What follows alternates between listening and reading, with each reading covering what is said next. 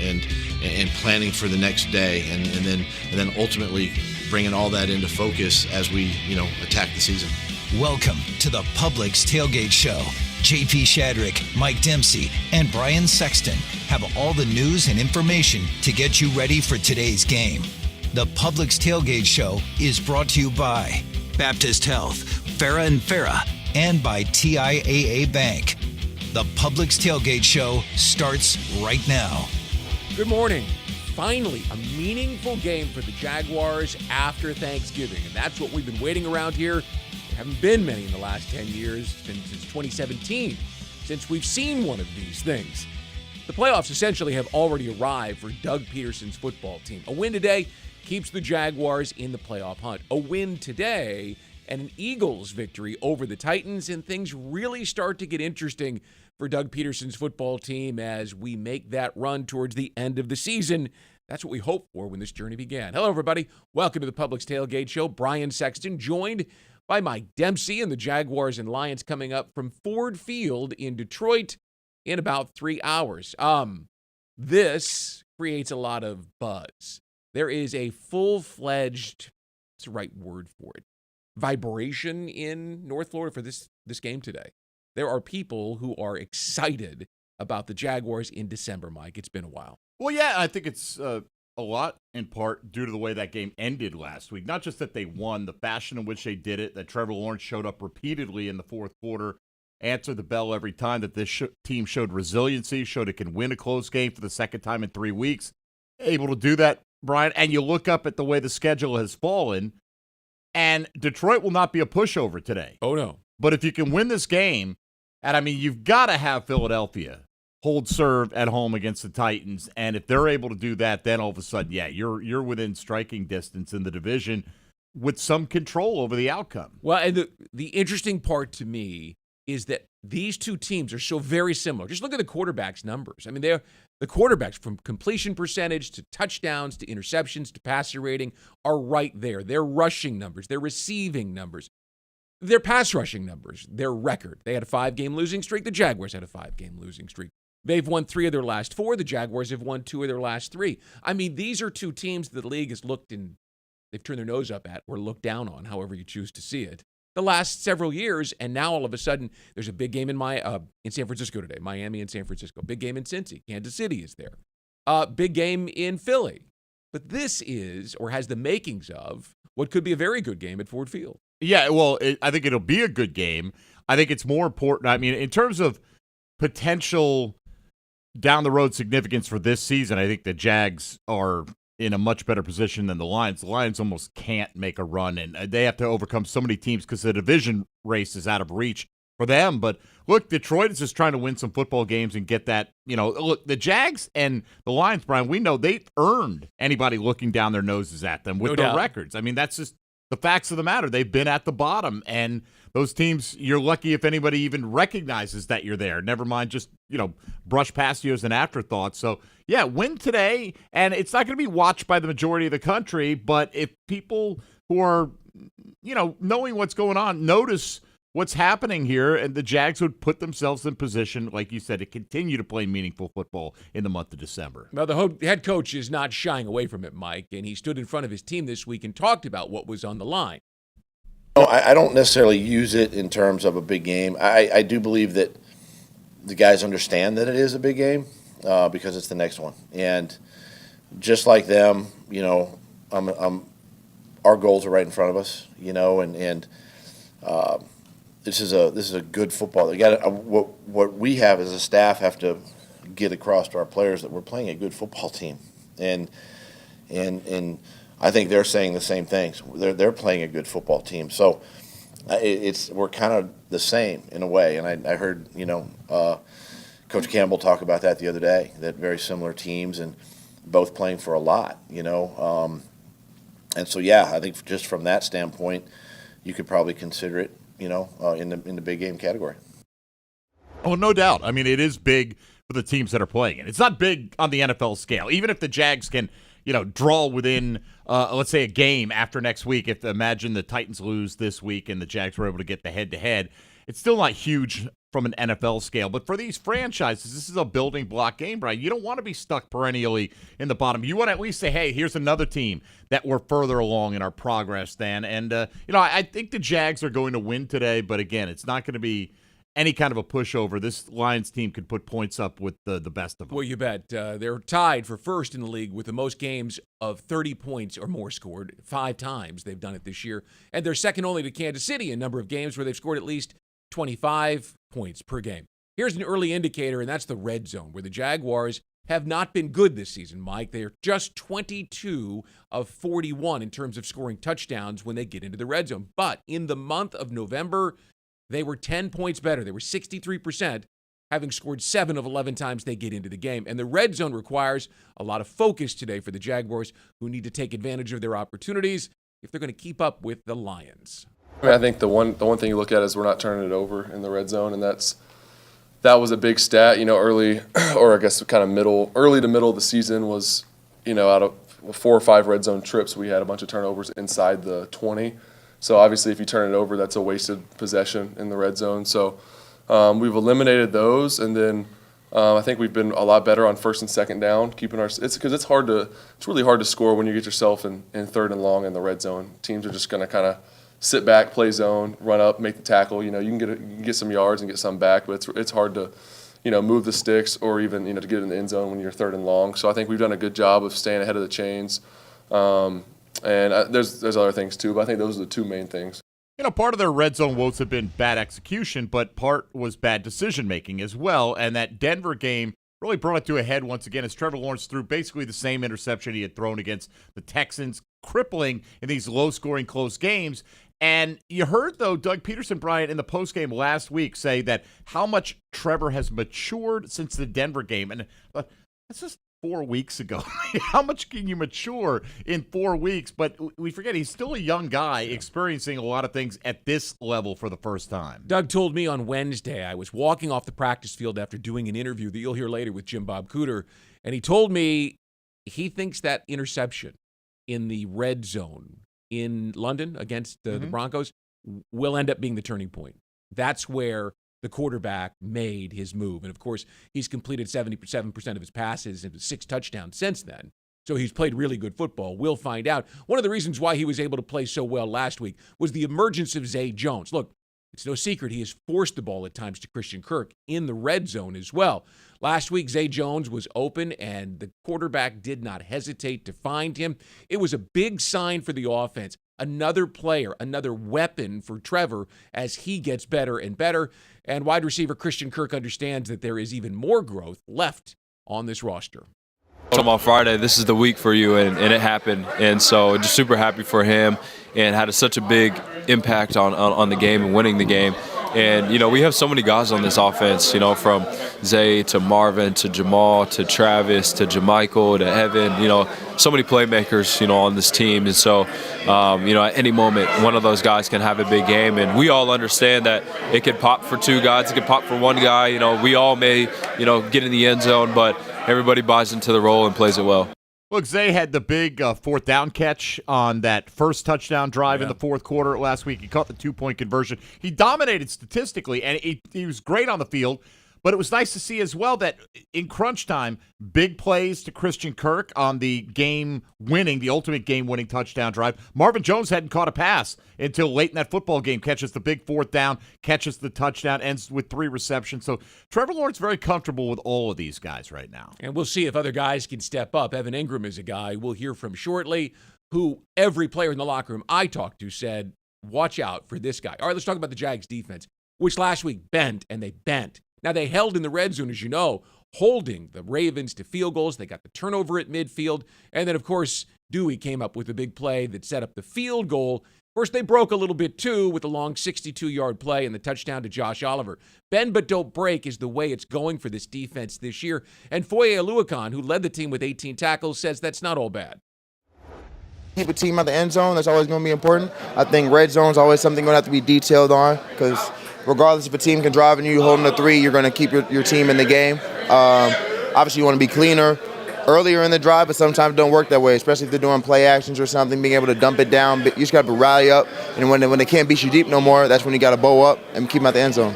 Look, if you had a choice between having a great scoring defense or a great yardage defense, you take a great scoring defense because that's 100%. The name of the game. But usually if you're not a very good yardage defense, you're not going to be that scoring defense. So you can have that kind of season where you do bend but don't break. It's not the foundation to build your defense on. I think Foye realizes that, but you're in the middle of the season. You have 6 games left. You are what you are right now. Yeah, help's not on the way. Right, exactly. So if you can do that, you'd rather be that than the alternative. So the Jaguars feel good about themselves. Not overconfident, but they feel good that they're not the same team that they were when this season began. And tight end Evan Ingram, again, a guy that I think has the ability to add something significant today against the 32nd ranked defense of the Detroit Lions. He understands where this team is at as they head into this final 6-game stretch. We've lived and we've learned, and I feel like we have the tools to really go in any battle right now. And know what to do, what needs to be done, and in a way, not to mess it up. So I think we're in a really good spot going forward. Day by day, week by week, we'll see where we're at. I think, though, there's a difference between not messing it up and putting teams away. And I think they're kind of learning that right now as well. And they showed that killer instinct last week when they had to have it. They got it done. But one play at any point on that drive, and we're talking about yet another close disappointment for the Jags. So the margin is very thin right now, Brian, but I think they've had that belief in themselves all year long, and it hasn't seemed fake. Everyone's been very calm. There's never been that great, we finally arrived moment. Even last week, Foye was talking in the locker room after the game about how, there's a lot to clean up here. We won, we're happy, but we're not there yet. Well, I liked Evan's comment. Lived and learned and left it open-ended because obviously with 6 games left, there's a lot left for them to learn. We'll see. All right, as we get into December and the Jaguars are in it, I get more and more excited about this next thing.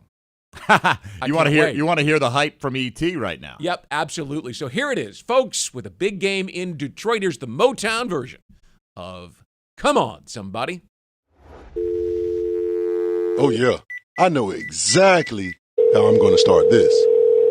Rep your city!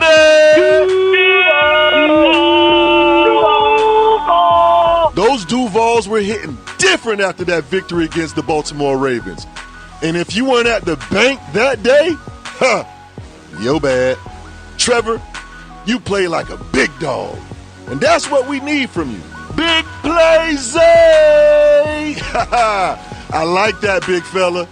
But guess what? It doesn't matter what you've done in the past. It's win or lose. What are you going to do now with it? But, Coach, I like it here. History's history, and you learn from it, but you move on. Oh, that's what you meant when you said, hey, Coach, what you said again? It's the so what, now what? So what? Now what? So what you going to do now, fellas? Can't get wind drunk. Too late. Got to dial back in. You've won 2 of your last 3 in dramatic fashion.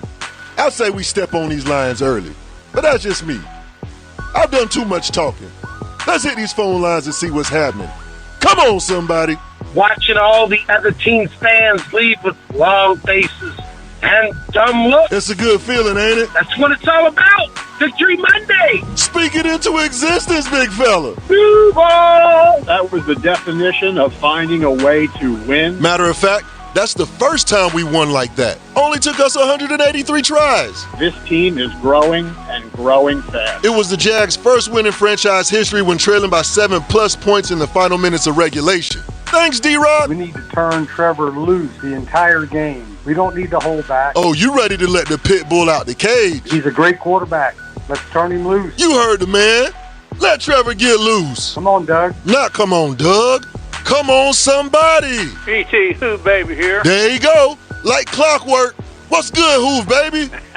The battle of the cats in Detroit. My crystal ball shows the cats with the spots bringing home a win. Where was that crystal ball when that jackpot hit a Billy?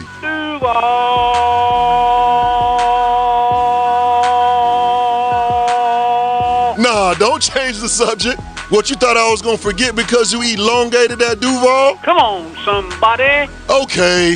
Come on, somebody. This is Trevor Lawrence's turning point of his career. He is the quarterback we knew he was, and I'm going to give you a volley hatchet. A what? Hell yeah! Well, all right then. What we have in Jacksonville and Detroit is two young roosters about to battle. Okay, give me some more. Detroit has Eminem, we have the 69 boys. So in one corner you have Eminem, and the other you have the 69 boys. Duval, come on, somebody. Good Lord, Mondays are so much more tolerable when we get a win. Awesome win, guys. Hey, Justin Tucker, go break a record in another city. Because he ain't breaking a record in Duval. You see, now I'm hyped. Now I'm live. Because I remember that feeling when Big Play Zay caught that two-point conversion. For Trevor. He drops. He looks. Fires left side of both. Caught! Zay Jones catches it. The two-point conversion is good. Jacksonville is taking the lead. It just gives me chills. Now, before we go get this dub, Coach, break us down one time for the one time. Ready for 1, 2, 3. Come on, somebody. There you go. I love it. I do too. I get it 6 days a week. I love it. I take a break on Saturday. And after the Jags win today and the Eagles beat the Titans, I will immediately start looking forward to next week's Come On Somebody for what it will bring to this show. No doubt. But look, you hear what people are saying there. Look, it makes Mondays more tolerable. Oh, yeah. At one point, it's going to make Mondays a party, right? when you're like, wow, we're 9-2. That's in the future right now. But, Brian, you can't deny how much better it feels just walking around the city when the Jags win. I never will. It's something special about what an NFL franchise does when it unites a community. All right, we got much more to come with Mike Dempsey here on hour number 1 of the Publix Tailgate Show. Up next. I don't really go into a game hoping to get sacks or really planning to rush. I'm obviously wanting to get the sacks, but for me, man, it's just to rush to affect the quarterback. That's Josh Allen. He's this week's Baptist Health Player Interview. And we'll also hear from Pete Prisco straight ahead on the Publix Tailgate Show.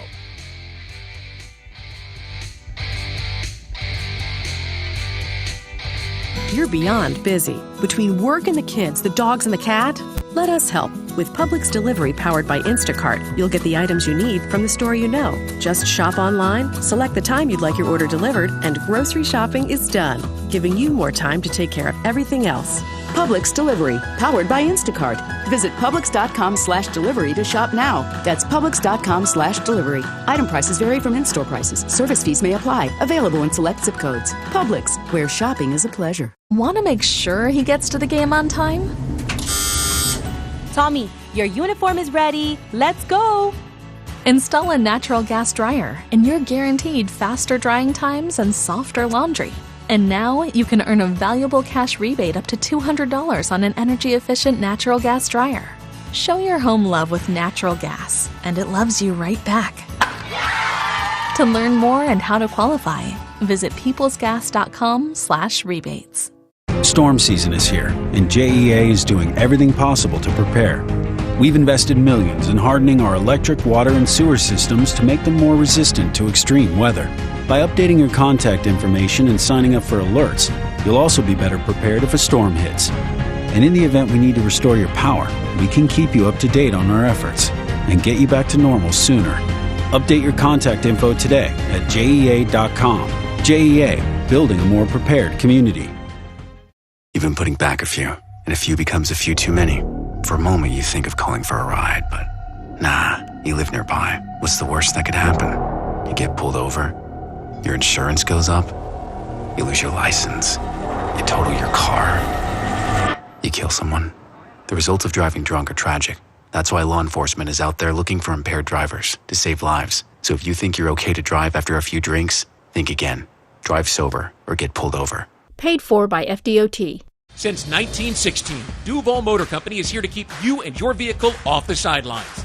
Their all-star lineup of dealerships provides superior sales, maintenance, and repairs for every make and model with Ford, Honda, Acura, Subaru, Chevrolet, and everything in between.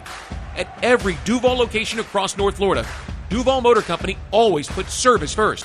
In-store, online, or at your front door. Get service first with DuvalMotorCompany.com. At most sandwich places, asking for more of something is just part of the drill. But what if you never had to ask for more? What if more was just a given?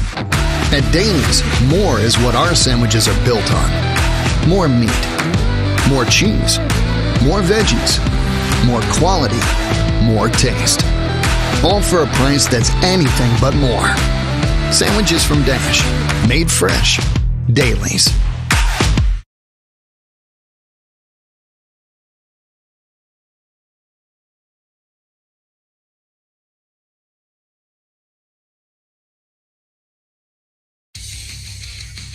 Jaguars Game Day Radio is brought to you by the folks at VyStar. Do good, bank better. Welcome back. Hour number one of the Publix Tailgate Show. Brian Sexton, Mike Dempsey with you. Jaguars and Lions coming up 1 o'clock Eastern time from Ford Field in Detroit. And as always, you caught up with Pete Prisco, CBS Sports senior writer. Where'd you guys go this week? Well, in baseball, Brian, they say momentum is as good as the next day's starting pitcher, right? Well, we had the same starting pitcher as last week, and he's playing pretty well over the last 3 weeks. But, football is a funny game because it's 7 days in between games. So I asked Pete if he thinks that the good feeling and spirit coming out of that game, that momentum can carry over and impact this game today at all. Yeah, I think it does, particularly when you're a young team. I mean, at some point you got to figure out ways to win those kind of games, and those are the kind of games that carry over. You have to look at it and trailing in the fourth quarter with your, backed up in your own end, and you go get the game-winning touchdown. I think that speaks volumes to who you are, A, as a quarterback, but B, as a team, and I think that can carry over. Absolutely. Is this a turning point in Trevor Lawrence's young career, or is it too soon to know? Does he have to now take advantage of this and continue to stack these kind of performances? Well, I think it was a really good November for him. I think, he responded after the London game where he didn't play very well, and he's been pretty darn good in the month of November. So, yeah, I think, but that's the kind of game where the quarterback looks around and he says, you know what, I'm special. And he realizes it finally, because there was doubts. I mean, it wasn't doubts from anybody on the outside. I thought there were times where this season, when things went wrong, he kind of went bad. And that didn't happen on that game-winning drive. He was sacked. It was, 3rd and long, and they got a chunk of it and then got the first down. I think that tells you a lot about him as a quarterback, Mike. Yeah, well, look, he played fantastic, and he did it mostly without any contribution from Travis Etienne. Obviously goes out with the sprained foot, and we're hoping the best for a full, speedy recovery from Travis Etienne. But now that Darrell Henderson has been in the mix for a week and a half or so, Pete, like at any point where there's no Etienne available, what does the backfield look like to you between Henderson and Hasty? Yeah, I think, when you look at it, I think they'll kind of split up those duties. I don't think any one of them is going to get the majority of the carries. I think it'll be a split kind of thing. And, Hasty did some really good things last week, particularly in the passing game, and that was impressive. But I don't think it's going to be, here, you're going to get 19 carries or 17 carries or 15 carries, and you're going to get 6. I think it'll be a split duty. But I've been impressed with Hasty, and he's got some, real juice to him in terms of getting up the field. He was good in the passing game. So I would think Hasty would get, the majority of the work, but Henderson will get some as well. All right, let's take a look at what the Jaguars defense has to go up against today, Pete. Detroit, for the most part this year, there's always an exception or two along the way, has been pretty explosive offensively, and that's been dealing with a lot of different injuries at wide receiver and running back. They traded away T.J. Hawkinson, but they continue to put points up on the board. How big of a test is this today for the Jaguars defense? No, it's a test because they can move the football. They've done a great job. The offensive coordinator, Ben Johnson, has been really good, and Jared Goff's played good football. And when you can't rush the passer, and Jacksonville hasn't shown any ability to rush the passer, particularly from the edge, that's going to be a problem. So I think it's a real challenge for that defense. It's a fast track that, that you're going to see, I think, that game get a little loose and both teams go up and down the field. So it's a problem for Jacksonville's defense. I would imagine Aiden Hutchinson, being at home, wants to show he, was deserving of being the number 1 overall selection. I'm sure he's happy with the way he found himself in Detroit and stay in the state of Michigan. But do you think there's a little extra pep in the step of Trayvon Walker today to kind of say, hey, among the 2 top picks, I'm the best one on the field? Well, he hasn't been. I mean, that's 100% certainty. I mean, you got Hutchinson, who's the player of the month and the rookie player of the month, defensive player of the month in November, and he's got to the quarterback. He's had a couple interceptions, and I know Walker has struggled to get to the quarterback. He's been a good football player. He's always been a good football player. He's always going to be a good football player. But is he ever going to be a dynamic pass rusher? At some point, he has to start showing that. this is an opportunity for him. You got the other guy on the other side. He's been better than you. Go show that you have the ability to get the quarterback on the ground. Big day for Trayvon Walker. He has to show people he was worth the number 1 overall pick. All right, last week, Pete, you go back, Andrew Wingard forces the fumble. Maybe you call him the X factor in that victory, right? Trevor was great, but they got the extra opportunity to get those 3 points in the fourth quarter. Thanks to Wingard forcing that turnover. So offense, defense, special teams, doesn't matter. You can pull them from anywhere. Who is a player you'll have your eye on to maybe make that X-factor type play today? You know what? I'm going to go back to the passing game because I really believe that this is going to be a game that gets a little wild, and you're going to see a lot of points, fast track. So I'm going to go, back to one of the wide receivers. And I think, Zay Jones had the monster day last week. I think this week is going to be Kirk. I think Kirk is going to have a 9 for 140 and 2 scores type of game because I think Trevor Lawrence is going to have a big day. So keep an eye on Christian Kirk. I will keep an eye on Christian Kirk, and those numbers would be spectacular. Don't forget, we love that revenge game narrative, right? Yep. Marvin Jones, Jamal Agnew, both going up against their former team. DJ Chark running it back against the Jaguars as well. You've got the little sideline between Trayvon Walker and Aiden Hutchinson. A lot of reasons for extra motivation today. A lot of reasons. And there's another guy who's really motivated today, and he is our Baptist Health player interview. It's Josh Allen. And I sensed a quiet desperation in Josh's eyes when I approached him about talking this week. He understands that this team is in a really good spot, but they could be even better if he can start delivering the big plays that this team needs from him. Only 3 sacks, 11 quarterback hits, hurries this year for Josh Allen. He knows he's capable of more, and he wants to deliver more. He's more focused on that than he is on whatever is at stake today for the two teams. It's just another game to me. Especially right now in this moment. I can't really think of too much of the past. Maybe it's sometimes when I self-reflect and look back, this can be one of those moments. But as of right now, man, it's just the next game up, and we got to go win it. So it's a must-win. It's a game that we can win, but it's also a game we can lose. So we got to do everything we can to win this game. I think what's interesting is you have 2 4-7 teams that are in the same situation, playing for something, right? Both to stay on the cusp of it. The intensity of this game should be really high. Mm-hmm. I would think so. I think we're going to get the best version of those guys, and we hope so. And they're going to get the best version of us. This is a really important game I don't really care about them to say, but I know for us it means everything. So that's how we're going to play this game, and we're only worried about us. Their offensive line's pretty good. I think they have 4 guys who have played in a Pro Bowl. Talking to people in Detroit, they say that's the reason their offense has played well. Do you see that when you watch the tape? Yeah, yes. That was a very diplomatic answer. So obviously, you feel like with 6 games left, there's a good opportunity for you to jumpstart the rest of the season. Yes, sir. It's just keep working, keep biting at the bit. I know it's going to come, and right now, I'm glad we winning.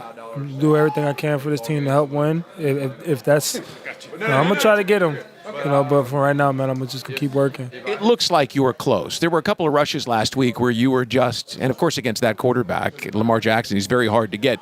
Do you feel like you're going to get there over the final 6 weeks of this season, that you're as close as it looks like? Yeah. I don't really go into a game hoping to get sacks or really planning to rush. I'm obviously wanting to get the sacks, but for me, man, it's just to rush to affect the quarterback, to rush to affect the game. Get to the quarterback, make them feel us, help the DBs, help the D-line. So, because we all rush as one. The rush and the coverage complements each other, and in the National Football League, you need everything to go hand in hand. But for me, man, I just got to keep going. I think I got to continue to, continue to grow, continue to get better each week and learn from my mistakes and whatever I did wrong. But it's to continue to grow, man, and continue to work. I'm sure you guys are slightly disappointed that the sack numbers haven't been there. What do you think has to happen Sunday and the rest of the way for you and for Trayvon and Arden to be able to capitalize and produce the kind of pressure that you guys are capable of? I think we just have to continue to rush as one. I think, given the opportunity for us to just go out there and to do what feels necessary to do as a up front 4, allowing us to do that, I think we'll, we do a really good job of communicating, but it's still within the system. I think, we expand that a little bit and just allow us to go in and to really rush the way we feel like we can rush on anybody. I think we'll like our chances a lot more, but as of right now, we got to do what we got to do. I know you're low-key because it's Wednesday, you're focused forward, but I got to ask you, watching Trevor and the offense go down the field and win that game, what is a win like that? What did that win do for you and for this team? I mean, it got us to number 4. It got us closer to where we need to be at the end of the season. But it's a learning curve. That was a step that we needed to take. That was, very much could have been the spark that we needed. I think defense played well. I think offense played well. And I think we just, as a group, finished. Special teams played great. You know what I'm saying? I think we all played great. There was moments throughout that game where guys stepped up and guys made those plays that we haven't been making in previous games. So, for us, I think that was just a spark win for us. And, it's time to go get another one. And we got a taste of how it felt to actually now come through and win the game and get the 2 points. We know what that feels like now. And we like that taste. We like that feeling. We want to keep getting used to that and grow from it. That's Josh Allen, this week's Baptist Health Player Interview, brought to you by Baptist Health and the Jacksonville Orthopedic Institute, the official sports medicine provider of the Jaguars.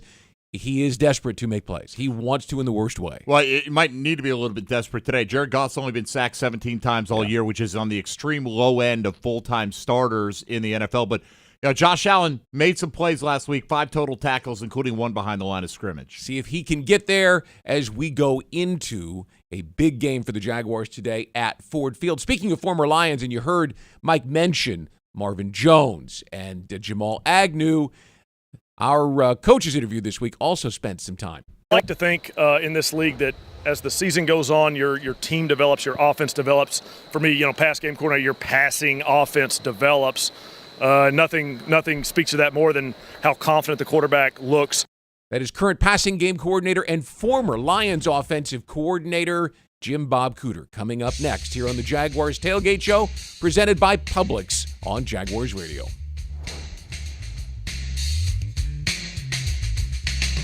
You're beyond busy. Between work and the kids, the dogs and the cat, let us help. With Publix Delivery powered by Instacart, you'll get the items you need from the store you know. Just shop online, select the time you'd like your order delivered, and grocery shopping is done, giving you more time to take care of everything else.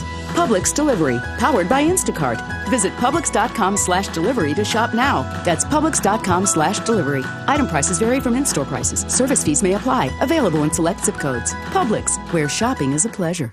Are you suffering from shoulder pain? If you have clicking and popping in the shoulder joint, persistent pain that intensifies with use, an inability to lift your arm over your head, or a tingling, burning sensation in the shoulder, elbow, or wrist, waiting to see a doctor could make your injury worse. Baptist Health and Jacksonville Orthopedic Institute have innovative and effective treatment options available right now to relieve your pain and restore your mobility. Don't wait. Call 904-JOI-2000. The creamiest, dreamiest soft ice cream you get from Mr. Softee. For refreshing delight supreme, look for Mr. Softee. The milkshakes and the sundaes and the cones are such a treat. Look out for the ice cream stand, enjoy it from your seat. The creamiest, dreamiest soft ice cream you get from Mr. Softee. For refreshing delight supreme, look for Mr. Softee. S-O-F-T-E-E, Mr. Softee. The Land Rover Defender story began with the simple thought of creating an exceptionally capable off-road vehicle, becoming the go-anywhere, do-anything all-terrain machine. Today there's a new Land Rover Defender, the toughest and most advanced Land Rover vehicle ever. From the beginning, Land Rover knew the new Defender was capable of great things. Motor Trend's 2021 SUV of the Year is just the latest example. Test drive the new Land Rover Defender today at Land Rover Jacksonville on Atlantic Boulevard, or go to LandRoverJacksonville.com. Land Rover, above and beyond. You say there's nothing quite like the feel of the open road when you ride a motorcycle. You know it takes concentration, knowledge, and skills beyond those required to drive a car. Ride Smart Florida would like to take this opportunity to remind you to enjoy the road, but to always ride smart. S-M-A-R-T. Say no to drinking and riding. Make yourself more visible to motorists. Always wear your helmet. Ride in control. Train regularly and get endorsed. Visit RideSmartFlorida.com for more details. Do you ride smart? This message is provided by the Florida Department of Transportation. The original pizza logs are a proud partner of the Jacksonville Jaguars and available at the stadium on game day. You'll find those delicious gourmet pizza egg rolls at concession stands, clubs, and suites. For all their products, be sure to check out pizzalogs.com and have them delivered right to your home. That's pizzalogs.com. Put down the burger, put down the dog. Pick up the original pizza log. There's only one. The original pizza log. Yeah.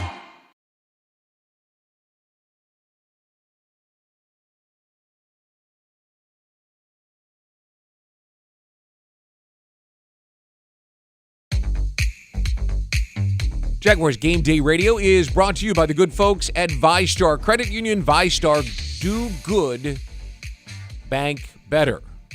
Brian and Mike with you here. Hour number 1 of the Publix Tailgate Show continues from TIAA Bank Field in Jacksonville. The Jaguars and Lions coming up from Ford Field in Detroit at 1 o'clock Eastern Time. Time now for our weekly visit with Rick Ballou. A couple of 4-7 teams meet today in Detroit, and for the Jaguars and Lions, they have more in common than their record. For starters, they're both better than 4-7. They've had some misfortune. Both teams have blown some leads. Honestly, just look at what they've done. They're better than 4-7. You can even make the case they could be 6-5 or 7-4. Both of these teams have had the top pick at the quarterback position. Trevor Lawrence a couple of years ago, and of course Jared Goff with the Rams. Both had the top 2 selections in last year's draft. Trayvon Walker to Jacksonville, Aiden Hutchinson, the other pass rush end, now in Detroit. Both have never been to the Super Bowl. Only 4 teams, the other 2, Cleveland and Houston. Interesting enough, they're playing each other this afternoon as well. Both suffered through a 5-game losing streak earlier in the year, but are now playing the best football of their season. Trevor Lawrence is playing the best football and coming off the best month of his career. But today, in order for the Jaguars to pull off this win, you're going to need a balanced attack and for them to be able to run the football. Well, go back to January when Doug Peterson took the Jaguars job, and obviously his first priority, Mike, was to hire an offensive staff, to build a brain trust, if you will, around his young quarterback, and he did that. He hired Press Taylor to be the offensive coordinator. His old buddy, Mike McCoy, who he was with in Green Bay years ago, is the quarterback's coach, but he didn't stop there. Picked up the phone and he called Bob Cooter, the former offensive coordinator to the Detroit Lions, and brought him in as the passing game coordinator. I think all of us know what an offensive coordinator does. We know what a quarterback's coach does. And, of course, you've got Doug, who played the position, has coached the position. What does a passing game coordinator do? Exactly. What does he do? So I asked Bob Cooter, and here he goes. From my experience, those situations can go a couple different ways. You can, be in a situation where everybody wants to get their voice in, get their opinion heard. And sometimes that can be counterproductive for an offense. But coming in here, everybody kind of does their job and kind of knows what their role is within that grouping. And it's a lot of guys that have called a lot of plays in this league, had a lot of success, won a lot of games in those roles. And I think we all respect that, and we kind of try to fill certain roles and try to do them to the best we can. It's been great working with everybody. And like I said, those things can go 2 different directions, and I think ours is going the right direction. The guys do a good job. So everyone knows what a quarterback's coach does and what an offensive coordinator does. What's the passing coordinator's role? It's a great question. It's sometimes it changes week to week. Try to fill in where necessary within the offensive staff. But they got me behind closed doors, breaking down a lot of tape, game planning a lot for defenses. But I'm helping out in certain meetings. I may do something here or there in a offensive meeting or in a position meeting, and then during practice, sometimes it's as simple as sort of straightening out the scout team look a little bit. So it's a little bit of a jack of all trades role, I think, but it's been exciting. It's been fun. I got you on a good week because Trevor comes off that game and that drive. It just looked like his passes had more authority, more zip to them, especially the throw to Zay down the sideline and the one for 29 yards on the final drive in particular. Have you seen that coming? Were you waiting for that breakout moment? Yeah, you like to think in this league that as the season goes on, your team develops, your offense develops. For me, pass game coordinator, your passing offense develops. Nothing speaks to that more than how confident the quarterback looks operating that passing offense, directing it, sort of working through progressions, getting the ball where it needs to get. And I thought that was a great example of a great drive by Trevor Lawrence coming out, having a great game, having a big finish to a big game, and really getting better as the season goes on. How much does it help Christian Kirk and Trevor to have Zay Jones come out with a big game like that? And then who else can have a big game and elevate this offense in the final 6 weeks of the season? Yeah, I think when a passing offense is at its best, you have 5 eligible receivers that are all pretty big threats. The defense has to worry about all 5 of them in some manner. So, between Christian Kirk, Zay Jones, Marvin Jones, we've seen Jamal Agnew make some huge plays for us, right?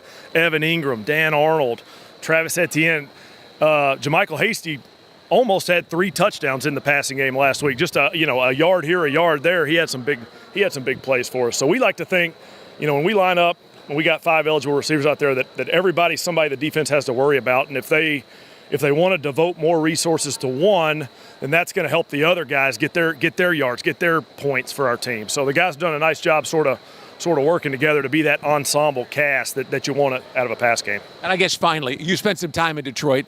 I've been here since the very beginning. I know how people here have suffered with some losing seasons. The Jaguars have played in 3 AFC championship games since the last time the Lions played in a championship game. So I don't think they've had it as bad here as perhaps they've had it in Detroit. We got a big game on Sunday. You got 2 4-7 teams, but forget the record. You have 2 teams on the verge, on the cusp of the playoffs. What do you think it means to the people up there, and what's it mean to this team? Well, I know the fans up there are excited because you see a lot of signs out of their team that things are heading the right direction, the direction you would want your franchise, your favorite franchise to head. I think those guys are heading that direction. They play really hard. Gosh, when I watch them on offense, they move the ball. The ball's getting spread around, run game, pass game, screens, different guys making big plays. They're scoring a lot of points. Same thing on defense. Boy, they're playing aggressive. They're attacking offenses. They're blitzing from you don't know where. They're blitzing from all over the place, playing tight coverage. I think it's an up-and-coming team. It's probably 2 up-and-coming teams facing off in a big game, and I'm fairly confident the crowd will be into it. It'll be a loud environment. I've been through a few of those with them, and I'm looking forward to being a part of it. You've been around up in the Northeast in some NFL cities, but you're from Tennessee. Life in Florida treating you well? Yeah, it's been great. I hadn't put a jacket on in months. I don't even know where they are. We got a beautiful almost December practice today, which was nice time to be alive. So, yeah, life's been great down here. I've been really enjoying Jacksonville, the people, the city, the area, all that. All right, Jim Bob Cooter, the passing game coordinator. The quarterback's coming off of his best month, right? He led the NFL in completion percentage in November at 76.9%. He was second in terms of passer rating in November. He was at 116.1, second only to Tua Tagovailoa. One of only 2 quarterbacks to throw at least 6 touchdowns and no interceptions. And I think he was with Geno Smith in Seattle and had 3 consecutive 100 quarterback rating games or more. So whatever they're doing with this brain trust built around Trevor Lawrence, it's starting to pay dividends. It is. But you know what? This has got to become the expected and the commonplace more often than not, right? I mean, these stretches, we can't get all excited about a 2 or 3 game stretch. We had that early in the season. I am thrilled about the way Trevor Lawrence played last week. I thought it was a great game, not just a good game for him, but he's got the capability of stacking those up, and it doesn't have to be every single one of these final games this season, but give me 4 more of those type performances and we'll take our chances. He's a ways from mastery. I mean, that comes with time. But there was an authority with him in the month of November, especially in that final drive last week. You just saw the velocity on the throw down the field, the 29-yarder to Zay Jones, the one to Marvin in the corner there of the end zone where he pulled it in. He was quick. He was sudden, even the 2-point conversion. And he threw with authority. That's what you want to see from this young quarterback, especially as we head into the final 6 games. Yeah, authority, which resulted in accuracy, which resulted in points, which is what everybody wants. All right, we're coming up on hour number 2 of the Publix Tailgate Show. But first, we go to the first rounds on us from the booth at Ford Field in Detroit. That's next as we roll along here through the first hour of the Publix Tailgate Show on Jaguars Radio. You're beyond busy. Between work and the kids, the dogs and the cat, Let us help. With Publix Delivery powered by Instacart, you'll get the items you need from the store you know. Just shop online, select the time you'd like your order delivered, and grocery shopping is done, giving you more time to take care of everything else. Publix Delivery, powered by Instacart. Visit Publix.com/delivery to shop now. That's Publix.com/delivery. Item prices vary from in-store prices. Service fees may apply. Available in select zip codes. Publix, where shopping is a pleasure. Touchdown at Jaguars away games when you fly nonstop from Jacksonville International Airport. Join the Jaguars in D.C., Los Angeles. Watch them win in Philly, Indy, Detroit, Nashville, New York, and Houston. When you fly nonstop from Jax, on airport parking, we'll punt the stress from your travel itinerary. Garage facilities offer defensive coverage from the weather and are a 50-yard dash from the terminal. Economy parking is just $6 a day. To learn more about nonstop flights and on-airport parking, visit flyjax.com. Frank Frangie here. When you want barbecue in Jacksonville, you want Bono's Pit Barbecue. You can find Bono's locations all around town and on game day at TIAA Bank Field because Bono's is the official barbecue of the Jacksonville Jaguars. Bono's is currently expanding its brand with franchise opportunities throughout the Southeast and beyond. Over 70 years of authentic Southern pit barbecue and owning your own business are a great combo. Go to bonosbarbq.com to learn more or call 904-880-8310 today. And remember, if you don't see a pit, it ain't legit. A Dream Finder's home is an amazing way to celebrate the holidays. Unwrap your family's future in a new St. Johns County community like Shearwater or Beacon Lake as 2022 comes to a close and 2023 awaits. What could be better than an expertly built, energy-efficient, move-in ready Dream Finder's home to enjoy everything that makes the holiday season merry and bright? How about an interest rate lock special from Dream Finders, which will secure your new home at a big savings? It's the holiday gift that keeps on giving. Happy holidays to all from Dream Finders Homes. Visit dreamfindershomes.com. Hold on. You want me to tell them about Twisted Tea Hard Iced Tea in just 30 seconds? This is impossible.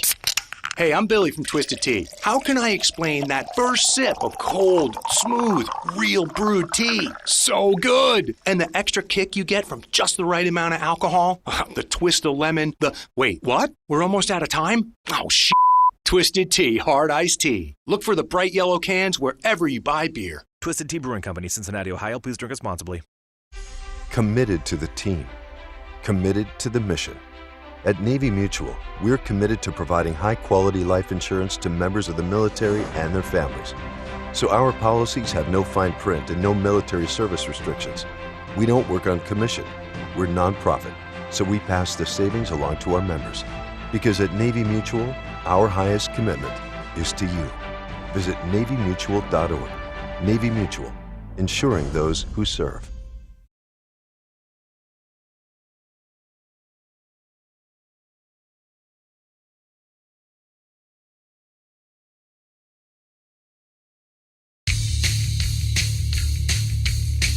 Welcome back to the Publix Tailgate Show. Publix, where shopping is a pleasure. And don't forget, folks, the folks at PRI Productions, the official event production company of the Jaguars, have everything you need to bring your next idea to life. So take the time and visit PRIProductions.com.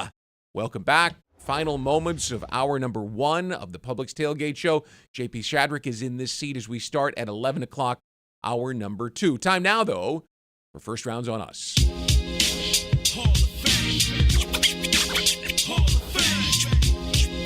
Jeff Lockerman and Tony Baselli join us from Ford Field. And before I ask you the question, right, Ford Field is quietly one of the better stadiums in the NFL. Wouldn't you guys agree? It's I don't know about that. Well, I mean, it's a simple stadium. It's the best, but it's a good stadium. Great sight lines. And I was talking to our old buddy Mark Brunell just before coming on the air here and asking about how's the crowd been. And he said it's been outstanding. Yeah. And so it's a good crowd, good football fans. It is a good stadium. I wouldn't say it's a great stadium. Yeah. It's a good stadium. It's 20 years old now. You know that? It's 20 years. The visiting locker room, very small. I mean, there's some aspects of it that aren't, up to the modern-day standards of NFL stadiums, Brian, and you know how that's become. I mean, it's just like pump and circumstance and glitz and glitter, and it doesn't have a ton of that, but it's a nice stadium. And here's the best part: it's 29 degrees outside. Okay, and you're inside. Inside, it's like 70. Right? Yes. What's that's wrong good. with that? That's so you good. better move it up your rankings there, Jeff. Yeah. Hey, let me squeeze in the UF Health delivering compassionate care and world-class outcomes game plan. How do you get to the quarterback today? Because the Lions' offensive line is quietly, because they're 4-7, one of the better lines in the league. Well, you better do it on the inside, and it's not going to be easy. I think the tackles are really good. I mean, and Tony can speak to that with Penei Sewell and Taylor Decker and Frank Ragnow, the center, really good players. They've got an injury at guard with Evan Brown, who's scratched today. Look, the reality is that the Jaguars have the third fewest sacks in the league. Their pressure rate is near the bottom. And it's not going to be easy to do it against a team that runs the ball really well. Well, and Jeff's right. The tackles are very good. Taylor Decker and Penei Sewell are good. I mean, they are big, physical. Penei Sewell is a big, physical man. Now, I think if you're going to beat Penei Sewell, you have to beat him on his upfield shoulder because for whatever reason, watching the tape, he will stop his feet at times. And it's only on the upfield. He's very good with his movement back inside, but it's almost like, I don't know what it's like. He thinks the play's over or something, but you can get that upfield shoulder. That's the only kind of weakness I've seen, but he's a good player. Taylor Decker's a good player. The guy that is going to start at right guard for Evan Band is Coyote Awasku? It's Coyote Oshika. Oshika, thank you. It's not an easy name, guys, and Jeff and I were looking at it and debating how to say it, and we looked at the pronunciation guide. He's not on it. I'm like, my goodness. Yeah. But watching the tape of him, he really struggled in Buffalo. Ed Oliver got after him pretty good. He gave up this, really good, and he's a good player. But he gave up the sack on the safety and on Thanksgiving Day. That's where you got to win. Fadakasi and Roy Robinson-Harrison have to really dominate this game, and they got to get pushed inside out because I do not see us winning from the defensive end position against those two tackles. And then here's the reality. If you're talking about Fadakasi and Roy Robertson-Harris, I mean, there's one sack between them all year. I'm not saying get sacks. I'm saying they have to press the pocket, and so you can get up the field and win on the edge. I'm all for it. I'm with you. I know what you're saying. But, Brian, it's not just about sacking the quarterback. This Lions offense, they have two really good backs, in Jamal Williams and DeAndre Swift, and they want to run the ball. And they have a good, creative run game. Hank Fraley's their offensive line coach. Former offensive lineman. Former offensive lineman. Football League. Good football player and a very good coach. They are well coached, and they run the ball, and they're physical with those two backs. All right. I'm glad Jeff found the pronunciation guide because it's on my card too, Jeff. So Oshika is what we're going with. But no, now, Mike. Yes. And you can ask Jeff this. Tony is correct. We're looking at the flip card. And there's no pronunciation guide for Asuka. Yeah, he's not on the flip card, which was just a minor omission. Minor omission. I started looking at it, Mike. How do we say this guy's name? It's all good. It is a tough name, no question about it. All right, let me take it back. This first round's on us because you guys are both first-round picks. Tony, you're obviously the top offensive lineman in your draft. Jeff, you were the third defensive end taken in the 1989 draft. Do you remember? Yeah, but you got to remember now. You got to remember now. I was a linebacker. Okay, I was drafted as a linebacker, and so there were a couple guys that were drafted ahead of me at that position, and one of them was Derek Thomas. He was pretty good. He was good. And Broderick Thomas, Tampa Bay Buccaneers, not so good. But I don't remember who else was ahead of him. Eric Hill of the Phoenix Cardinals was the other linebacker. Yeah, he was like a real squatty, hard-head middle linebacker, which if you would never draft a Mike at that high anymore. Well, the reason I ask is we all know the debate this year at defensive end, pass rusher, however you want to put it, between Trayvon Walker, Aiden Hutchinson, Kayvon Thibodeau. They're always going to be compared to each other. So when these two guys, the first and second picks in this year's draft, are on the field for the first time together, do you think we're going to see, will they have, whether they admit it or not, extra motivation to show out today? Hell yes. I mean, especially if you're Trayvon Walker because you were the first overall pick, and you want to continue to show that, hey, look, they made the right decision, and the reality is right now is Aiden Hutchinson has the better numbers. Now the true judgment comes 3-4 years down the road where these guys really get into their career and you kind of know who they are. They develop. But the comparison will start today. It's already started, and it's going to continue on for many years. I mean, Jeff's right. I mean, if you look at the numbers and you look at the tape, Aiden Hutchinson is a better pass rusher than Trayvon Walker. He just is. Now, you also watch the tape, and it's clear that Trayvon Walker's the better athlete, more explosive player, more suddenness. I mean, Aiden Hutchinson doesn't. Stronger. It's stronger. Aiden Hutchinson. I would say he's a better athlete. Okay, that's fair. Stronger. But Aiden Hutchinson knows how to use his hands. He knows how to get on. Much more advanced. Knows how to rush a half a man. He's a good football player. Now, I don't think Aiden Hutchinson's ever going to be a superstar, but I think he's a guy who's going to have 10 sacks a year and is going to be a good football player on your team. The question is, can Trayvon Walker become a dominant pass rusher from the defensive end position? Because if you're the first overall pick, that's what you're drafted to do. Yeah, and here's the reality. I mean, look, I didn't think T.J. Watt was going to be that good of a player. I mean, seriously. I mean, we're being totally honest here. I did. Okay, when I watched T.J. Watt, I was like, second-round pick at best. I think he's kind of a little stiff and it's not real fast. It's kind of a little bit limited. But he has power. He's the best player there is in the league. I mean, so look, you're never going to be 100% the draft, and we know this. That's right. It's always a percentage game. And the reality is that, Trayvon Walker may end up being the best player, or Aiden Hutchinson might be the best player. I mean, Kayvon Thibodeau might be the best player. Here's the other thing. George Karlaftis might be the best pass rusher out of all of them. Right now, he probably is. Yeah, I mean, you don't know. All right, guys, let's turn it to the Jags offense here. Travis Etienne looks like he's going to be able to suit up today. Good to go is what Doug Peterson described him as on Friday, despite the questionable tag.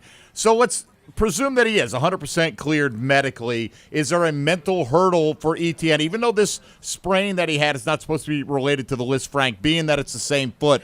What is he dealing with mentally to test that out today? Well, I mean, I think anytime as a professional football player, if you're dinged up, and especially if it's around a previous injury, there is a mental aspect to it. And I think the challenge that you go through is no one else can do this for you. You have to get your head right that if I'm going to put myself on the field, I can't worry about the injury. I got to go play. And I got to let it loose, because otherwise I'm going to hurt myself worse and I'm going to hurt the team. And so that's the conversation that Travis has to be having with himself as he prepares for the week. And, all signs are, Mike, to your point, Doug Peterson said he's going to be good to go, no limitations. And if I'm Travis Etienne, my mindset is give me the ball. I want to be the workhorse that I was before I got hurt, and I can go do it. Well, you hope that some of that was kind of worked out during the week. Well, that's what I'm saying. I'm talking this process through the week to get to today. Yeah, to where he gained confidence Wednesday, Thursday, Friday. Yep. But Jeff, sometimes Wednesday, Thursday, happen. Friday, it's a little different. Is one thing. Will he be ready to plant that foot and cut it loose? Because he's a dynamic football player. Well, and the other one, we're right now watching the field from this beautiful luxury skybox that we have, and I'm looking at Andre Cisco right now, and he's got a shoulder. He's questionable, and right now he is testing out his shoulder, and this apparently, quite obviously, is to determine whether he is going to play today. And so we'll see on Cisco. Cisco's a question mark as well, guys. All right, Jeff, Tony, thanks so much. Hey, real quick, guys, before today. we go, I have to admit something and apologize to the Lions PR. It is in the pronunciation guide. I missed it.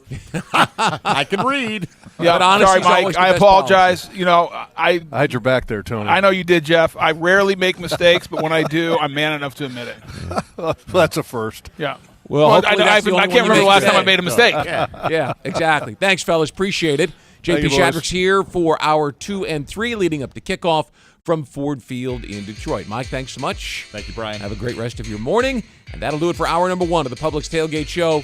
Hour 2 begins after this on Jaguars Radio.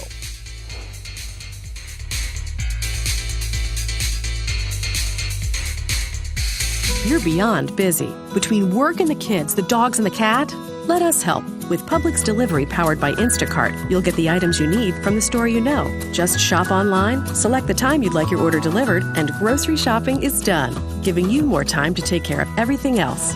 Publix Delivery, powered by Instacart. Visit Publix.com/delivery to shop now. That's Publix.com/delivery. Item prices vary from in-store prices. Service fees may apply. Available in select zip codes. Publix, where shopping is a pleasure. With the first pick in the 2022 draft, the Jacksonville Jaguars select Duck Duck Rooter, the best plumbing and septic company in Florida. Congratulations, Duck Duck Rooter. So tell us, how does it feel to be picked number one? Duck Duck Rooter Plumbing and Septic Services is excited to announce we're a proud partner of the Jacksonville Jaguars. When you need help tackling any type of plumbing or septic issue, call our team of first-round draft picks for the win. DuckDuckRooter.com. That's DuckDuckRooter.com. At Tropical Smoothie Cafe, one taste and you're feeling good now, smiling wider now, seeing brighter now, bucket dunking now, namasteing now, popping a wheelie now, living lighter now. You're on Tropic Time now. And on Mondays, try our Jaguars Duval Delight Smoothies for $2.99. And you're roaring louder now, end zone dancing now, sipping spirit now. You're on Tropic Time now at Tropical Smoothie Cafe.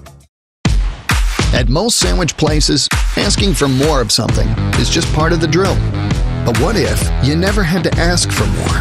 What if more was just a given? At Daly's, more is what our sandwiches are built on. More meat, more cheese, more veggies, more quality, more taste. All for a price that's anything but more. Sandwiches from Dash, made fresh. Daly's. Brooks Rehabilitation has more than 50 years of experience serving the North Florida community with cutting-edge rehabilitation care, ranging from joint replacements, sports injuries, and balance issues to traumatic brain injuries, spinal cord injuries, and strokes. Their highly trained clinical teams span across their system of care to include inpatient, outpatient, skilled nursing, assisted living and memory care, home health, and adaptive community programs. Learn more at brooksrehab.org. Brooks is proud to be the rehabilitation provider for the Jacksonville Jaguars. Jags fans, Shaquille Griffin of the Jacksonville Jaguars. I know you love when we put the QB in his place with a big interception, and now Luray Boyd Peanut Company is making every pick a winning play with the Peanut Pickoff. Every time the Jaguars make a pick, Luray Peanuts is going to donate to youth football initiatives throughout the Southeast, and the Jaguars Foundation will match every dollar. We get one play closer to victory, and our kids get to train for a brighter future. Everyone wins, except for the other team's QB. But hey, that's his problem.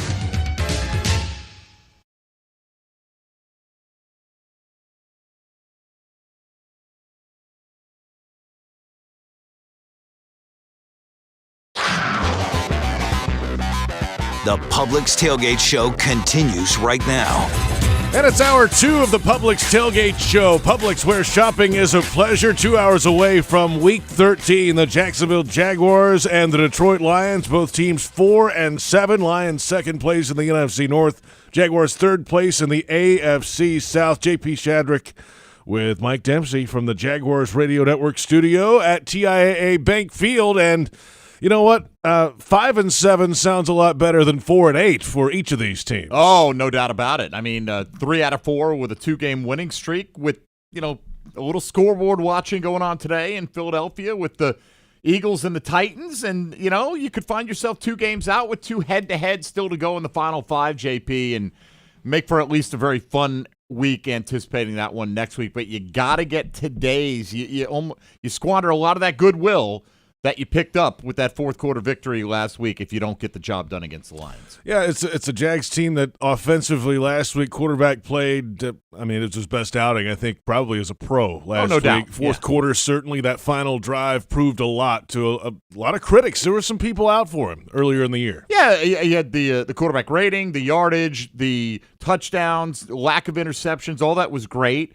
But it was really delivering when he had to deliver, which was the fourth quarter, and you had a touchdown drive early. They get the turnover. They had to settle for 3, but you get that, and then you have to have that scoring drive and the 2-point conversion, or we're not as excited as we are today, quite frankly. And we're probably saying, hey, the season, they gave it their best, but going to come up short. At least now you have an outside chance to feel like there's going to be hope for meaningful football even 2, 3, 4 weeks down the road. Jags are on the graphic right now. The in the hunt. Let's keep JP. Moving up. Keep moving up. Better than some. It's better than it has been in the past, that's for sure. Here are some of today's top stories, starting with the Jaguars in the standings. Yes, on the Doug Peterson Show Thursday night, the head coach said he addresses it with the team, laying it out for them down the stretch.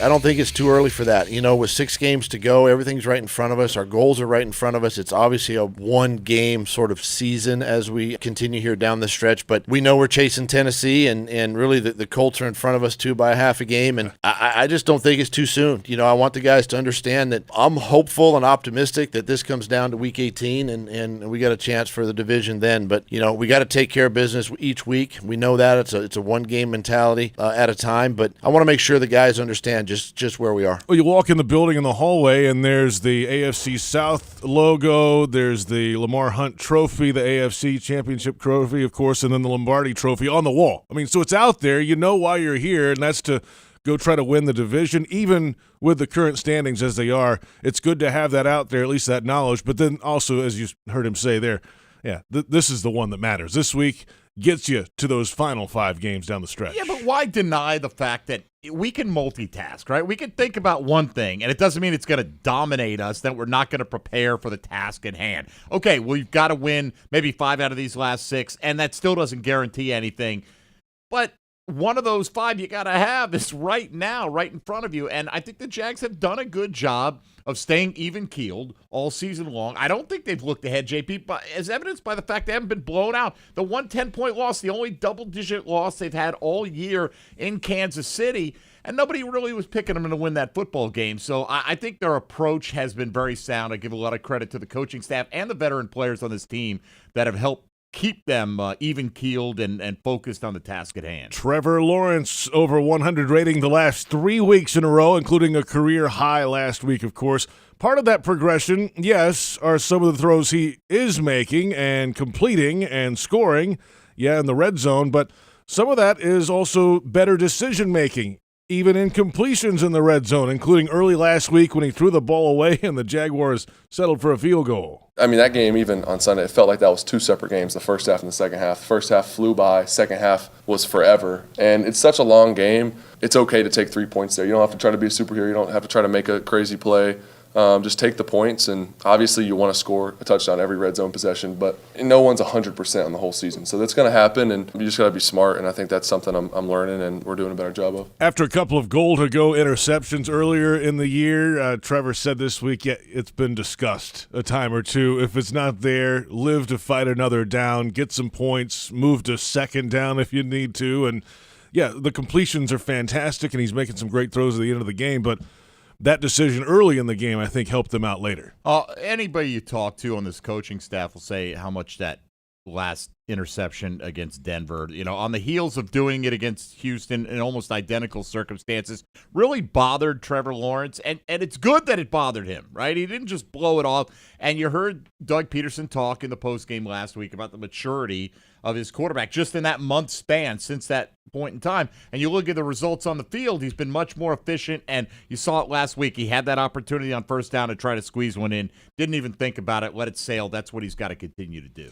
Let's go to the offensive line now, and Aiden Hutchinson lining up on the other side for the Lions today. 5.5 sacks for the season. He's been impactful in a number of other ways for Detroit. Right tackle Jawan Taylor discussing the rookie defensive end. He mainly goes left and right. He doesn't particularly line up on one side, so me and Cam will get to see him. But he's a great player, man. He's a young guy, but he definitely has a great future ahead of him. A great combo of length and speed and power, so he has a whole package, and he's going to be a great player in this league for sure. All right, that's going to be obviously part of the focus today. We heard you talking to Tony and Jeff about the expectations that come with that, Trayvon Walker, Aiden Hutchinson, all that. But in terms of the matchup today, let's see it. The 2 tackles against Aiden Hutchinson, and I mean, he's 6'7". It's not like he's a little guy trying to rush at you. He's got some length and a young player who's playing well in his first season. Look, you always want to keep your quarterback clean, but I would hope that the teammates of Trayvon Walker have a little extra oomph today for Aiden Hutchinson as well. Like, we're not going to let this guy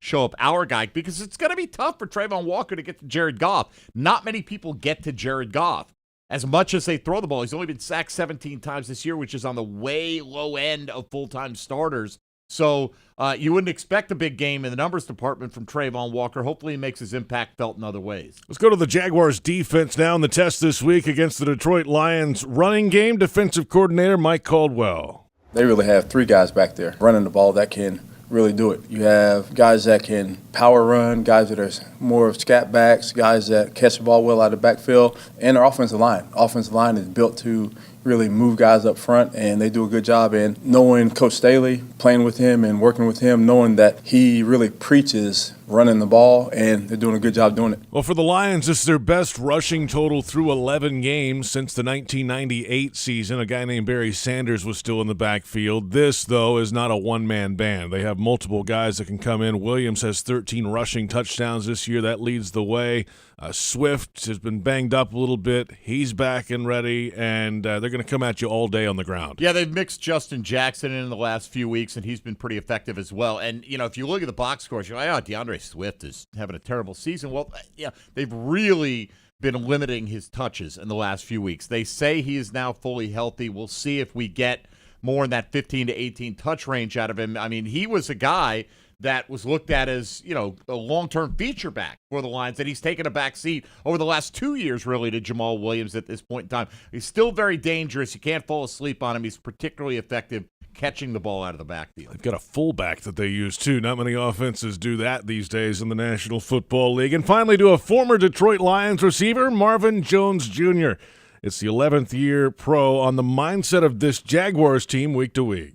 Coming off the bye, our message was, hey, in order to go 7-0, we have to go 1-0. So we have to look at every game like it's a new week, because obviously it is, but every game is a new season. So from here on out, we're on 1-game seasons, and we control our destiny. So we just have to keep going and keep feeding off of each other and feeding off of what happened last week. Of course, second year for Jones here in Jacksonville. A number of years before that in Detroit. Started his career in Cincinnati. Jamal Agnew was drafted by the Detroit Lions as well, so a couple of guys returning to their old team today to face them on the other side. Jaguars Game Day Radio is brought to you by ViStar Credit Union. Do good, bank better.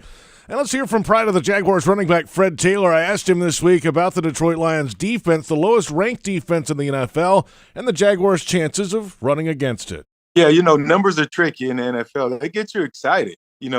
Whether you're the one padding your stats or you're looking at someone that's ranked at the bottom of the league in a statistical category, it does get you excited, and rightfully so it should. But the games are played on Sundays. You don't have the pen and paper isn't out there on the field. You got to go out there. You got to beat your guy. You have to win your individual matchup, especially, if you're going to try and run the ball. Obviously all the guys have to be on one accord, but it's about individual matchups, from each guy, making sure you can account for that eighth defender in the box when they come down, knowing if they have a weak run defense, that defender is going to come in the box and they're going to try to force you out of running the ball and make you beat them deep. And I think that'll be a situation that we'll see here versus the Lions. They're going to try to force Jacksonville to throw the ball because they know Jacksonville is fairly, they're in the middle of the NFL when it comes to running the ball. So I think that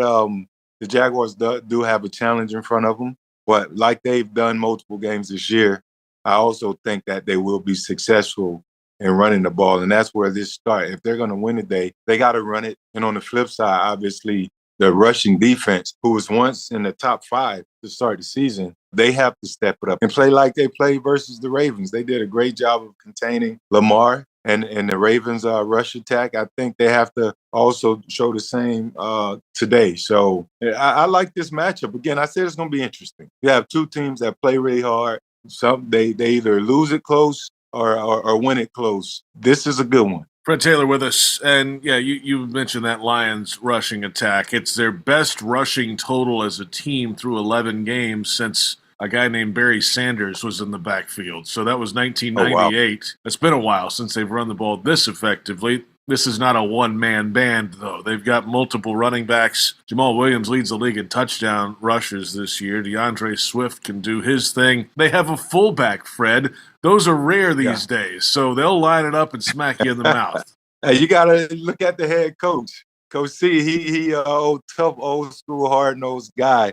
Still believe in the 21 personnel. Yeah, it starts with Swift, obviously, and they have a tremendous backfield, man, very much capable. And again, you have to play gap integrity and lane assignment if you're a Jaguars defender. You have to be able to communicate those personnel sets and those formations. All right, Fred, how you feeling about this one? 6 to go, down 3 to the first place Titans in the division with 2 coming up against them. If the Titans lose a game against another team and the Jaguars win out, guess what? The Jags are at the top. We might be a little early for that, but that's what's out there. But, I love the optimism. I tend to lead with that. I like this matchup. As I mentioned, I do like this matchup. I will not dismiss how hard the Lions play week in, week out. They've been in some close ones, and they've lost a few, in comeback fashion or giving up the game. I don't want to call a lock. I just want to see a competitive, hard-fought game, and, the bias in me want Jacksonville to win it. I would prefer a blowout and not one of those nail-biters that we saw last week. But, hey, at the end of the day, a win is a win. Take it any type of way I can. That's Fred Taylor, of course, pride of the Jaguars, running back. The full conversation available now on the official Jaguars Podcast Network, or visit Jaguars.com and click the podcast tab at the top of the homepage. We're about 15 minutes away from inactives for the Lions and the Jaguars coming up. Up next, we'll hear from Detroit Lions reporter Danny Rogers on their recent surge, winning 3 in a row and then going toe-to-toe with the Bills on Thanksgiving in a losing effort. It's a 1 o'clock kickoff time in Week 13, the Jaguars and the Detroit Lions coming up. This is the Publix Tailgate Show on Jaguars Radio. You're beyond busy. Between work and the kids, the dogs and the cat, let us help. With Publix Delivery powered by Instacart, you'll get the items you need from the store you know. Just shop online, select the time you'd like your order delivered, and grocery shopping is done, giving you more time to take care of everything else. Publix Delivery, powered by Instacart. Visit Publix.com/delivery to shop now. That's Publix.com/delivery. Item prices vary from in-store prices. Service fees may apply. Available in select zip codes. Publix, where shopping is a pleasure. Are you suffering from shoulder pain? If you have clicking and popping in the shoulder joint, persistent pain that intensifies with use, an inability to lift your arm over your head, or a tingling, burning sensation in the shoulder, elbow, or wrist, waiting to see a doctor could make your injury worse. Baptist Health and Jacksonville Orthopedic Institute have innovative and effective treatment options available right now to relieve your pain and restore your mobility. Don't wait. Call 904-JOI-2000. Since 1916, Duval Motor Company is here to keep you and your vehicle off the sidelines. Their all-star lineup of dealerships provides superior sales, maintenance, and repairs for every make and model with Ford, Honda, Acura, Subaru, Chevrolet, and everything in between. At every Duval location across North Florida, Duval Motor Company always puts service first. In-store, online, or at your front door. Get service first with DuvalMotorCompany.com. You've been putting back a few, and a few becomes a few too many. For a moment, you think of calling for a ride, but nah, you live nearby. What's the worst that could happen? You get pulled over, your insurance goes up, you lose your license, you total your car, you kill someone. The results of driving drunk are tragic. That's why law enforcement is out there looking for impaired drivers to save lives. So if you think you're okay to drive after a few drinks, think again. Drive sober or get pulled over. Paid for by FDOT. Storm season is here, and JEA is doing everything possible to prepare. We've invested millions in hardening our electric, water, and sewer systems to make them more resistant to extreme weather. By updating your contact information and signing up for alerts, you'll also be better prepared if a storm hits. And in the event we need to restore your power, we can keep you up to date on our efforts and get you back to normal sooner. Update your contact info today at JEA.com. JEA, building a more prepared community. Nothing kicks off your game better than a handful of Georgia peanuts. Power-packed with protein, essential nutrients, and great taste. Georgia peanuts are the MVP for affordability, sustainability, and nutrition. To score life's touchdowns with recipes and fun facts, check out GAPeanuts.com. The perfectly powerful peanut is brought to you by the family farmers of the Georgia Peanut Commission. Peanuts, get your peanuts.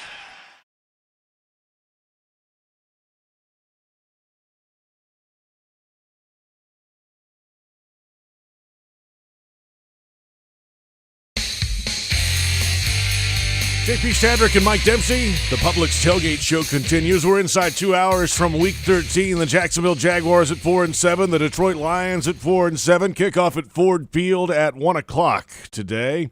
Let's look around the National Football League and a busy Week 13. Some good games on the slate today. Yeah, no doubt. There's some massive matchups going on today with Miami and San Francisco, Kansas City and Cincinnati, just to name a couple, and, of course, Jacksonville and Detroit. But we'll start here with the Cleveland Browns quarterback Deshaun Watson, who was suspended for 11 games this season for violating the NFL's personal conduct policy stemming from civil lawsuits for sexual assault and misconduct alleged by over 24 women. Watson's suspension now over. He has been practicing with the Browns. He will make his debut when he starts against his former team, the Houston Texans, today. Cleveland currently 4-7 with 6 to play. The Texans an NFL worst 1-9-1. During Greg Roman's nearly 4-year tenure as the Baltimore Ravens offensive coordinator, the team has been lauded for how they built an offense that highlights the strengths of their quarterback, Lamar Jackson. Word is the Ravens may have to go shopping for a new OC this offseason, as Stanford University reportedly has Roman at the top of its list of candidates to replace outgoing David Shaw, who recently stepped down. Roman is said to have significant interest in the job. Another guy who may be making the move back into the National Football League and coaching circles, a guy to keep an eye on is Jim Harbaugh, who's got Michigan now winners of their second consecutive Big Ten title, going to be in the college football playoff. Teams, according to NFL media, are reportedly doing their homework on Harbaugh, who has expressed that he hasn't closed the door on a return to the National Football League. Keep in mind, he got San Francisco within an eyelash of winning a Super Bowl in his second season coaching that team. Speaking of San Francisco, despite giving up more than 3 first-round picks to acquire the rights to quarterback Trey Lance in the 2021 NFL Draft, the Niners reportedly are open to bringing Jimmy Garoppolo back next season, depending on how things go down the stretch. While Lance has been out all season with a broken ankle, Jimmy G has helped the Niners to a 7-4 record and a 1-game lead in the NFC West. San Francisco's true interest in extending the Garoppolo era will likely come down to whether or not they get into the Super Bowl and maybe even win it, as he's gotten them there before, and Lance was seen as the guy who would put him over the top. The Niners host the 8-3 Miami Dolphins later on today. And after 2 stints in the league's concussion protocol, Rams quarterback Matthew Stafford placed on injured reserve yesterday.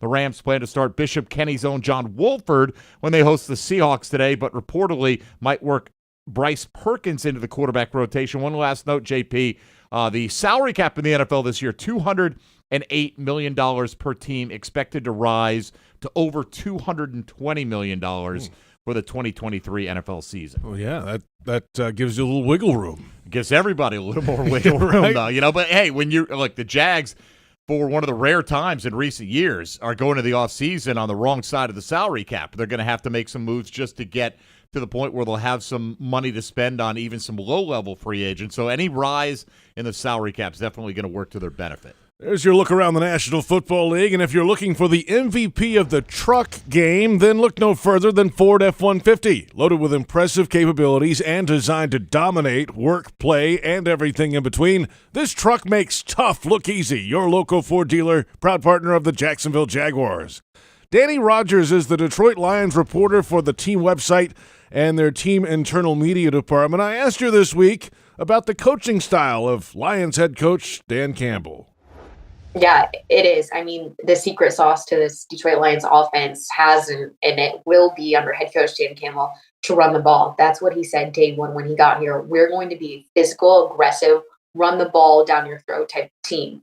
They are finally living up to that identity this year. I don't believe they've rushed below 80 yards in a game, which is pretty hard to come by. And you're doing that without your running back number 1, DeAndre Swift, for most of this season. He's had shoulder injuries, ankle injuries that have been nagging at him. So in comes 6th-year Jamal Williams, who Detroit Lions picked up a year ago from Green Bay, who has been carrying the load. He's been crushing it. But you can also ask 2nd-year receiver Amon-Ra St. Brown to come up there and step up in the run game as well. I think he had 50 yards in one game on the ground, which is insane. So yeah, it's a really good combination of a team effort, depth at that running back position. Deuce Staley obviously does an awesome job with those running backs. I love watching them in practice. They're the one group that kind of piques your interest with how aggressive they are in their drills. And then, of course, you have that offensive lineman that is anchored by the tackles Taylor Decker, Penny Sewell, and Senator Frank Ragnow. And it really doesn't matter. Detroit was without their 2 starting guards against the Bills. Backups came in. They did an okay job. It certainly wasn't why Detroit lost. So you're looking at, a very explosive offense. But the thing that sticks out to me is they are very well aware that they can do a lot better, which is kind of scary to think about. Danny Rogers with us, Detroit Lions reporter, and let's flip it to defense now. And we all see the rankings, 32nd in a lot of the categories. So give us some bright spots of this Lions defense. What are some things they do better than the rankings might say? It's still a little mind-boggling to look at those rankings, especially in the month of November, and see that this Detroit Lions defense is towards the bottom in the league, because the reason why they were winning these games, these really close ones against Chicago, Green Bay, is because of the defense and the critical game-winning stops they were making. So it's a little hard to wrap my head around that. It's still towards the bottom. I know they're making significant improvements on that side of the ball. But the bright spots, there's a ton of bright spots, and they are in the form of rookies. Aiden Hutchinson was just named the NFL Defensive Rookie of the Month. The last Detroit Lions player to do that was Ndamukong Suh, I think in 2011. So it's been a minute. It's hard to come by that honor. You have Aiden Hutchinson, defensive lineman, who will go out on the edge, drop back in coverage, and pick off very, very good quarterbacks in Aaron Rodgers and Josh Allen. You have safety Kirby Joseph in the secondary, who has been a ball magnet, so instinctually smart in football. He's come up with 3 picks. He's everywhere. Josh Paschal was a 3rd-round pick for these Detroit Lions. When he's in, he's showing some really good bright spots. And then, of course, last game against the Bills, you have James Houston, a 6th-round pick out of Jackson State. His nickname is the Problem because he had 16.5 sacks his senior year. He comes in and sacks Josh Allen twice off of a combined 5 defensive snaps. Those are the bright spots, the rookies. The foundation of Detroit defense has been laid. It's built. So now it's, can they knock down this next barrier of, okay, we took an L. Can we bounce back and make some more critical game-winning stops? But bright days are coming for this Detroit Lions defense, I promise.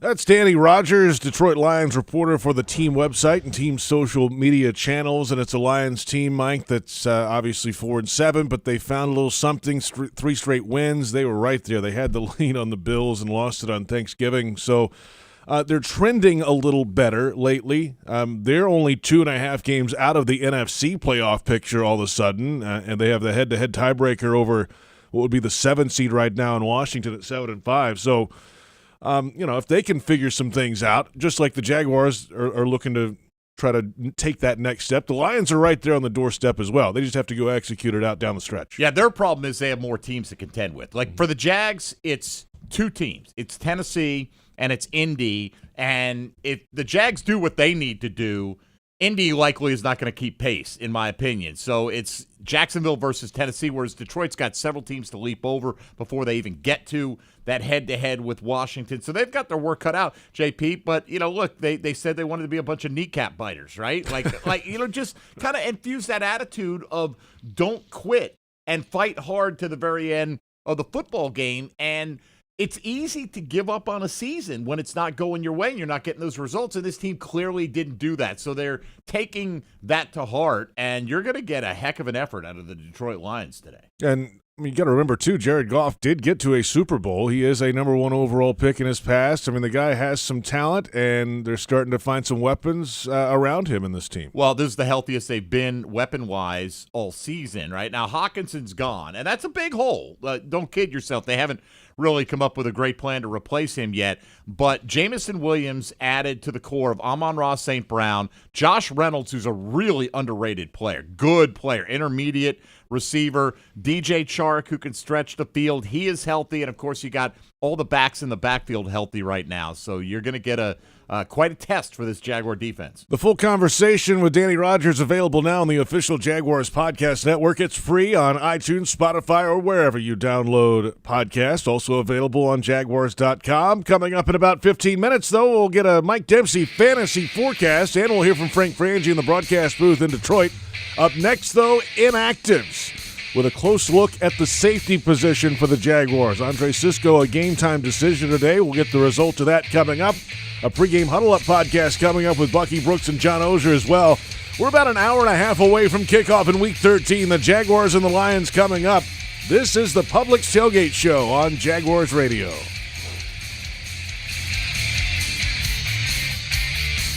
You're beyond busy. Between work and the kids, the dogs and the cat, let us help. With Publix Delivery powered by Instacart, you'll get the items you need from the store you know. Just shop online, select the time you'd like your order delivered, and grocery shopping is done, giving you more time to take care of everything else. Publix Delivery, powered by Instacart. Visit Publix.com/delivery to shop now. That's Publix.com/delivery. Item prices vary from in-store prices. Service fees may apply. Available in select zip codes. Publix, where shopping is a pleasure. You say there's nothing quite like the feel of the open road when you ride a motorcycle. You know it takes concentration, knowledge, and skills beyond those required to drive a car.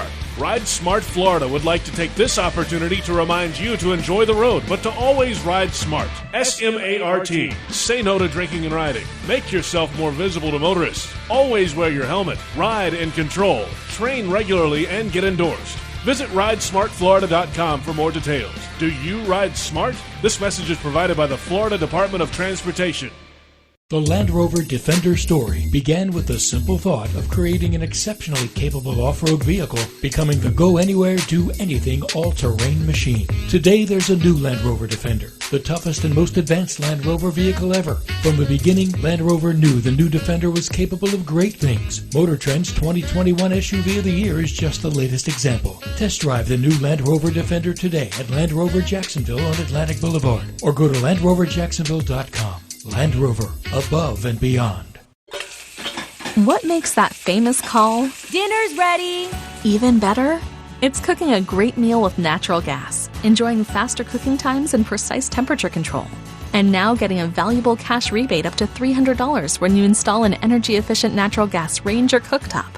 Anyone want seconds? When you show your home love with natural gas, it loves you right back. To learn more and how to qualify, visit peoplesgas.com/rebates.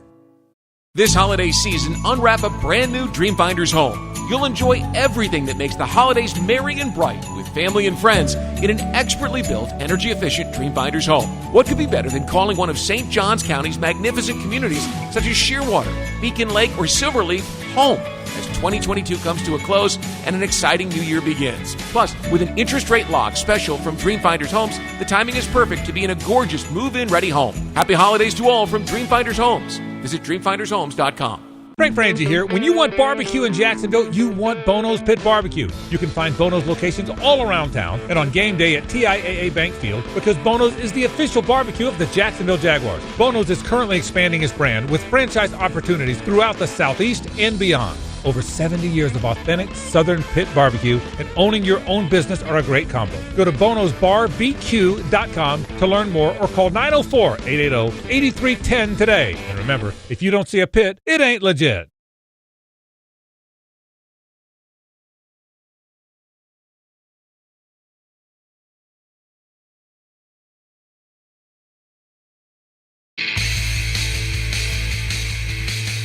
JP Shadrick with Mike Dempsey from TIAA Bank Field in Jacksonville. The Jaguars at 4-7, the Lions at 4-7. Kickoff coming up at 1 o'clock at Ford Field in downtown Detroit. The inactives coming down. Have not seen anything official from the Jaguars as of yet. All eyes were on Andre Cisco with a pregame workout on the field in Detroit. The Lions have been announced, though. What you got, Mike? I do have a half dozen Lions that will not be suiting up today, including Evan Brown, their starting right guard, also their primary backup center, defensive lineman Michael Brockers, wide receiver Tom Kennedy, defensive lineman Romeo Okwara, although his brother Julian's been activated to play, and Amani Oruwariye, I practiced that one. Well done. The cornerback of the Detroit Lions. That rolled right off the tongue. And guard Logan Stenberg. Those are the 6 Lions not available to play against Jacksonville The key today. to pronouncing some of those, just go for it. Just go. Don't dive in. Don't hesitate. I said it about 5 times in my head, and then I just went, and it came out right for once. All right, the Jaguars have 5 players down officially, including safety Andre Sisco, a shoulder issue. He worked out before the game on the field, and he will not go today. Kendrick Pryor, wide receiver, is out. Darrell Henderson Jr., running back, has not played yet for the Jags. Cornerback Trey Herndon out again today, and Deshaun Dixon, the outside linebacker, inactive. So 5 players down. Andre Sisco, certainly the most notable of those 5, a starting safety for the Jacksonville Jaguars. Let's head back to Detroit, Michigan, and welcome in NFL Network analyst, Jaguars radio field analyst Bucky Brooks, and Jaguars.com senior writer John Oehser for a pregame huddle up live podcast, if you will. And good morning, gentlemen. How are we doing? Doing great, man. Can't complain. Here in the D, lots of energy, big win on the horizon. I feel great. I think both teams see this one as a big one. I think the Lions see it the same way the Jaguars do, the way we've been talking about it all week, so it should be entertaining.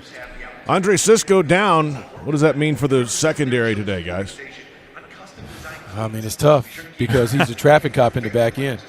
You think about what he's responsible for, getting everyone lined up, making sure that we're on the same page. He keeps the ball in front of the defense. He's a ball hawk. So without him, we become a little more pedestrian in the back end. And so it moves everyone up. And we already talked about the secondary being a bit of a weakness of the unit. Now you got guys who have to step up in bigger roles and hope that they can hold on. Yeah, it's been a topic all week, concerned about covering this team, concerned about getting pass rush in big situations, being able to cover long enough to get pass rush. Having Sisco out, it's not as big as having Tyson Campbell out, but it's probably second to me. Yeah, in the secondary, I wouldn't disagree with that, John. Right. Yeah. Guys, let's take a look at Chad Mooma and his performance last week, Bucky. I'm particularly interested your view down there on the sidelines as the communication as plays come in. I think that was one of the things, making sure that Devin Lloyd was getting lined up properly and everything that goes along with that. It seemed like things were flowing a little bit better last week. What was your impression, and how do you think he played? My impression on Chad Mooma is I think he's a rock star. I felt like he was a rock star throughout the pre-draft process. I was surprised that he dropped to the 3rd round.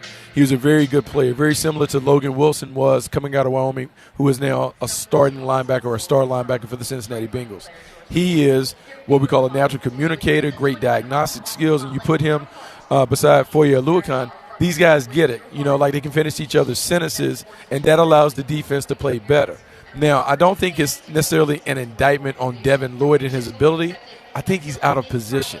He's a guy at Utah who played on the line. He was an edge rusher. He was a pass rushing specialist who also did other stuff. He was not necessarily a true 100% off-the-ball linebacker. And so now you just got to figure out a way to utilize him. But Chad Mooma's in his natural spot, which is why he's playing very, very well. Yeah, and I think it's going to be interesting on that front. I know we talked about Mooma, but with Lloyd, they clearly need to get him on the field. There's also the issue of a young player moving him to a new role. Do you move him outside? How much package do you give him to try to master when he's already, sort of confused a little bit out there? I think that's sort of the, I don't say dilemma, but the challenge that coaches are going to face this week is trying to figure out how to get him in position. Because JP and Mike, as we've talked about, the, I guess frustrating and intriguing thing about Lloyd is even though he's a little lost, he's got stats. When he's around the ball, he makes plays. Yeah. So you've got to figure out a way to use that. And, I think we'll see some of it today. I'm curious to see how it's going to look. Hold on, John. Let me pick up on that point. So Doug Peterson has talked about this. He's talked about this privately. To me, he's talked about this on the thing. He said the job of the coaches is to find out what the players do well and ask them to do that. So if you talk about Devin Lloyd has been around the ball, he's made plays, he has a knack for doing things, what you have to do is you have to look at all the things that he's done really well, and you got to put him in a position where he can replicate those things. And so if that means put him in packages where he lines up off the edge and he's able to blitz and come after the passer, then so be it. But you can't get mad at a player for doing something he's not good at because that's not what he's equipped to do. It's more on the coaches to get him right more so than Devin Lloyd improving his game. And, guys, if you appreciate living in Florida, The Lions do a thing pregame where they show their players arriving to the stadium. And in Florida, you've always got Trevor with the sun in the back. The Lions players look so cold arriving to the stadium today. It's just it's a very comical vision that you wouldn't necessarily get if you're not here. So I was laughing. Go ahead. John Ozier and Bucky Brooks from the warm comforts of Ford Field in the heat today. The Jaguars and the Lions coming up. This is the Jaguars defense that early in the season was really good against the run. Then they got into a few games against teams with mobile running quarterbacks, and the numbers have gone down a little bit. This is back to more of a traditional running style offense. I don't think Jared Goff's running for 100 today. If he does, there are bigger issues. But can they stop the run? This is kind of back to old school football today. Yeah, and Bucky, I think that's where I think the Giants will. Giants. I have the Giants on the mind. I think the Jaguars will do well against this team. I'm fascinated by the matchup because it's not the Giants, it's not the Eagles, it's not the Ravens who are going to have a quarterback element. So to me, this is a big test for what the Jaguars believe they built for this offseason, which was to stop conventional run. I think it's the biggest test they've faced against a team like this, and I think it's going to be, I think it could be the key to the game, how well they do in that area. It will be the key to the game, and it continues the theme that we've seen the last few weeks. Physicality and toughness at the point of attack, gap, discipline, and integrity. Can the Jaguars raise their level of physicality to dominate in the trenches against what is really one of the top 5 offensive lines in football? These guys do a great job of moving people off the ball. And then you got to deal with a physical collection of running backs that come at you. Jamal Williams has a ton of touchdowns. I think he may be the rushing leader when it comes to rushing touchdowns. 13, yep. And then DeAndre Swift is a big play machine who, if you give him a crack, he can go the distance. And so it comes down to physicality, it comes down to discipline, it comes down to everyone being on the same page. But you guys mentioned it. Because the quarterback isn't involved in the running game, the numbers now go back into the Jaguars' favor. They can play +1 in the box, and that gives them an opportunity to really contain the running game. Jags get their potential big play threat back today. Travis Etienne after leaving the game after only a couple of carries. Guys, against Denver and Las Vegas, he had 51 touches in those combined weeks, and then that fell off against Kansas City. Last week, of course, only a couple. With the foot scare, now that he's been cleared and he's out there, Bucky and John, do you think it's no restrictions, or we're going to see another big heavy workload out of Travis Etienne today? I think it'll fall somewhere in between. Yeah. I think they're trying to figure out where the sweet spot is in terms of what the workload can be to keep him playing at his best. Sometimes you have to go above that when the game dictates it, but I think that sweet spot is probably about 18 to 20 touches, whatever combination of runs and receptions. That's probably what it is. He's shown big playability in that range. I think you want to give him an opportunity to maximize his thing, but you don't want to wear him down. And also, the emergence of Jermichael Hasty as a viable option allows them to confidently kind of split the load a little bit more. Yeah, and I think they wanted to come down from those Denver and Las Vegas numbers. I don't think they wanted to go to 10, but against the Chiefs, I think his carries were 10. Well, the game got away from him a little bit too. They were down by 17, so I think it was harder to keep him in it. I think like Bucky said, they would rather be 15 to 18 with some receptions mixed in there. And then obviously last week it got cut down because he got hurt in the first half and didn't play. So I think it'll be 17 to 20 in that range. How about the performance of the quarterback, of course, last week, a career-best rating. He's over 100 rating for 3 straight games now. Is this the Trevor to expect down the stretch and moving forward, or can he sustain this level of play, guys? I think he can sustain it. I think at some point it'll click. I know we all want him to be super elite and Pat Mahomes and put the team on his back, and he'll eventually get to that point where he's able to kind of handle more and shoulder more responsibilities. But it will come when he becomes more comfortable in Doug Peterson's system, and it also will come when the playmakers around him make plays that are beyond expectation. When that combination comes, then you'll see this team go from good to great on offense. But I think the quarterback is trending in the right direction. As we've seen the last couple of weeks, he's played really, really well when they've needed him to play well in stretches. I think the key is, and I don't think he'll have a problem with this, making sure he doesn't. The fourth quarter last week was fantastic at the situation. There's going to be a mistake. He's going to throw interceptions at times. So just sort of maintain what he was doing the 2 previous weeks against Las Vegas and Kansas City, and then let the big moments like happened in the fourth quarter last week, let them come naturally as he develops. And I think he's got his head right where I think what I just said is going to play out. All right, guys, have a great day in Detroit in the nice heated indoor facility there at Ford Field, and dress warm on the way to the plane after, will you? Fantastic, bus, guys. You ain't got to worry about it. You're on the bus, you ain't got to worry about it. Good point. Bucky Brooks, John Ozier from Detroit. And check out the weekly Huddle Up with Bucky Brooks show Wednesdays at 4 o'clock on Jaguars.com and the Jaguars social channels, Twitter, Facebook, and YouTube. Jaguars Game Day Radio is brought to you by ViStar Credit Union. Do good, bank better. And we're inside 20 minutes from Jaguars Radio Network coverage. Countdown to kickoff starts at noon Eastern. When we return, though, it's a fantasy forecast, and we'll go back to the broadcast booth with Frank Frangie. The Jaguars and the Lions tee it up today at 1 o'clock, and this is the Publix Tailgate Show on Jaguars Radio. You're beyond busy. Between work and the kids, the dogs and the cat, let us help. With Publix Delivery powered by Instacart, you'll get the items you need from the store you know. Just shop online, select the time you'd like your order delivered, and grocery shopping is done, giving you more time to take care of everything else. Publix Delivery, powered by Instacart. Visit Publix.com/delivery to shop now. That's Publix.com/delivery. Item prices vary from in-store prices. Service fees may apply. Available in select zip codes. Publix, where shopping is a pleasure. You've been putting back a few, and a few becomes a few too many. For a moment, you think of calling for a ride, but nah, you live nearby. What's the worst that could happen? You get pulled over, your insurance goes up, you lose your license, you total your car, you kill someone. The results of driving drunk are tragic. That's why law enforcement is out there looking for impaired drivers to save lives. So if you think you're okay to drive after a few drinks, think again. Drive sober or get pulled over. Paid for by FDOT. You say there's nothing quite like the feel of the open road when you ride a motorcycle. You know it takes concentration, knowledge, and skills beyond those required to drive a car.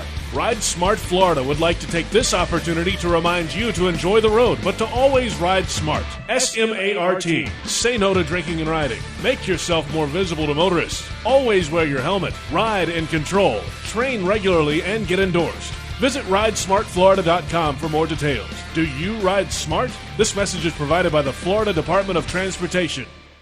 Yingling Traditional Lager. The beer for drinkers who know how to tap into their inner eagle and spread their wings. So prepare yourself for takeoff and let your night take flight. When your lips meet that cold, crisp amber lager, there's no looking back. So fly over the radar. Tonight's about the lager, and this lager is all about soaring higher. Yingling Traditional Lager. Spread your wings. DJ Yingling & Son, Pottsville, Pennsylvania. Please drink responsibly. Touchdown at Jaguars away games when you fly nonstop from Jacksonville International Airport. Join the Jaguars in D.C., Los Angeles. Watch them win in Philly, Indy, Detroit, Nashville, New York, and Houston. When you fly nonstop from Jax, on airport parking will punt the stress from your travel itinerary. Garage facilities offer defensive coverage from the weather and are a 50-yard dash from the terminal. Economy parking is just $6 a day. To learn more about nonstop flights and on-airport parking, visit flyjax.com. Committed to the team. Committed to the mission. At Navy Mutual, we're committed to providing high-quality life insurance to members of the military and their families. So our policies have no fine print and no military service restrictions. We don't work on commission. We're nonprofit, so we pass the savings along to our members. Because at Navy Mutual, our highest commitment is to you. Visit NavyMutual.org. Navy Mutual, insuring those who serve.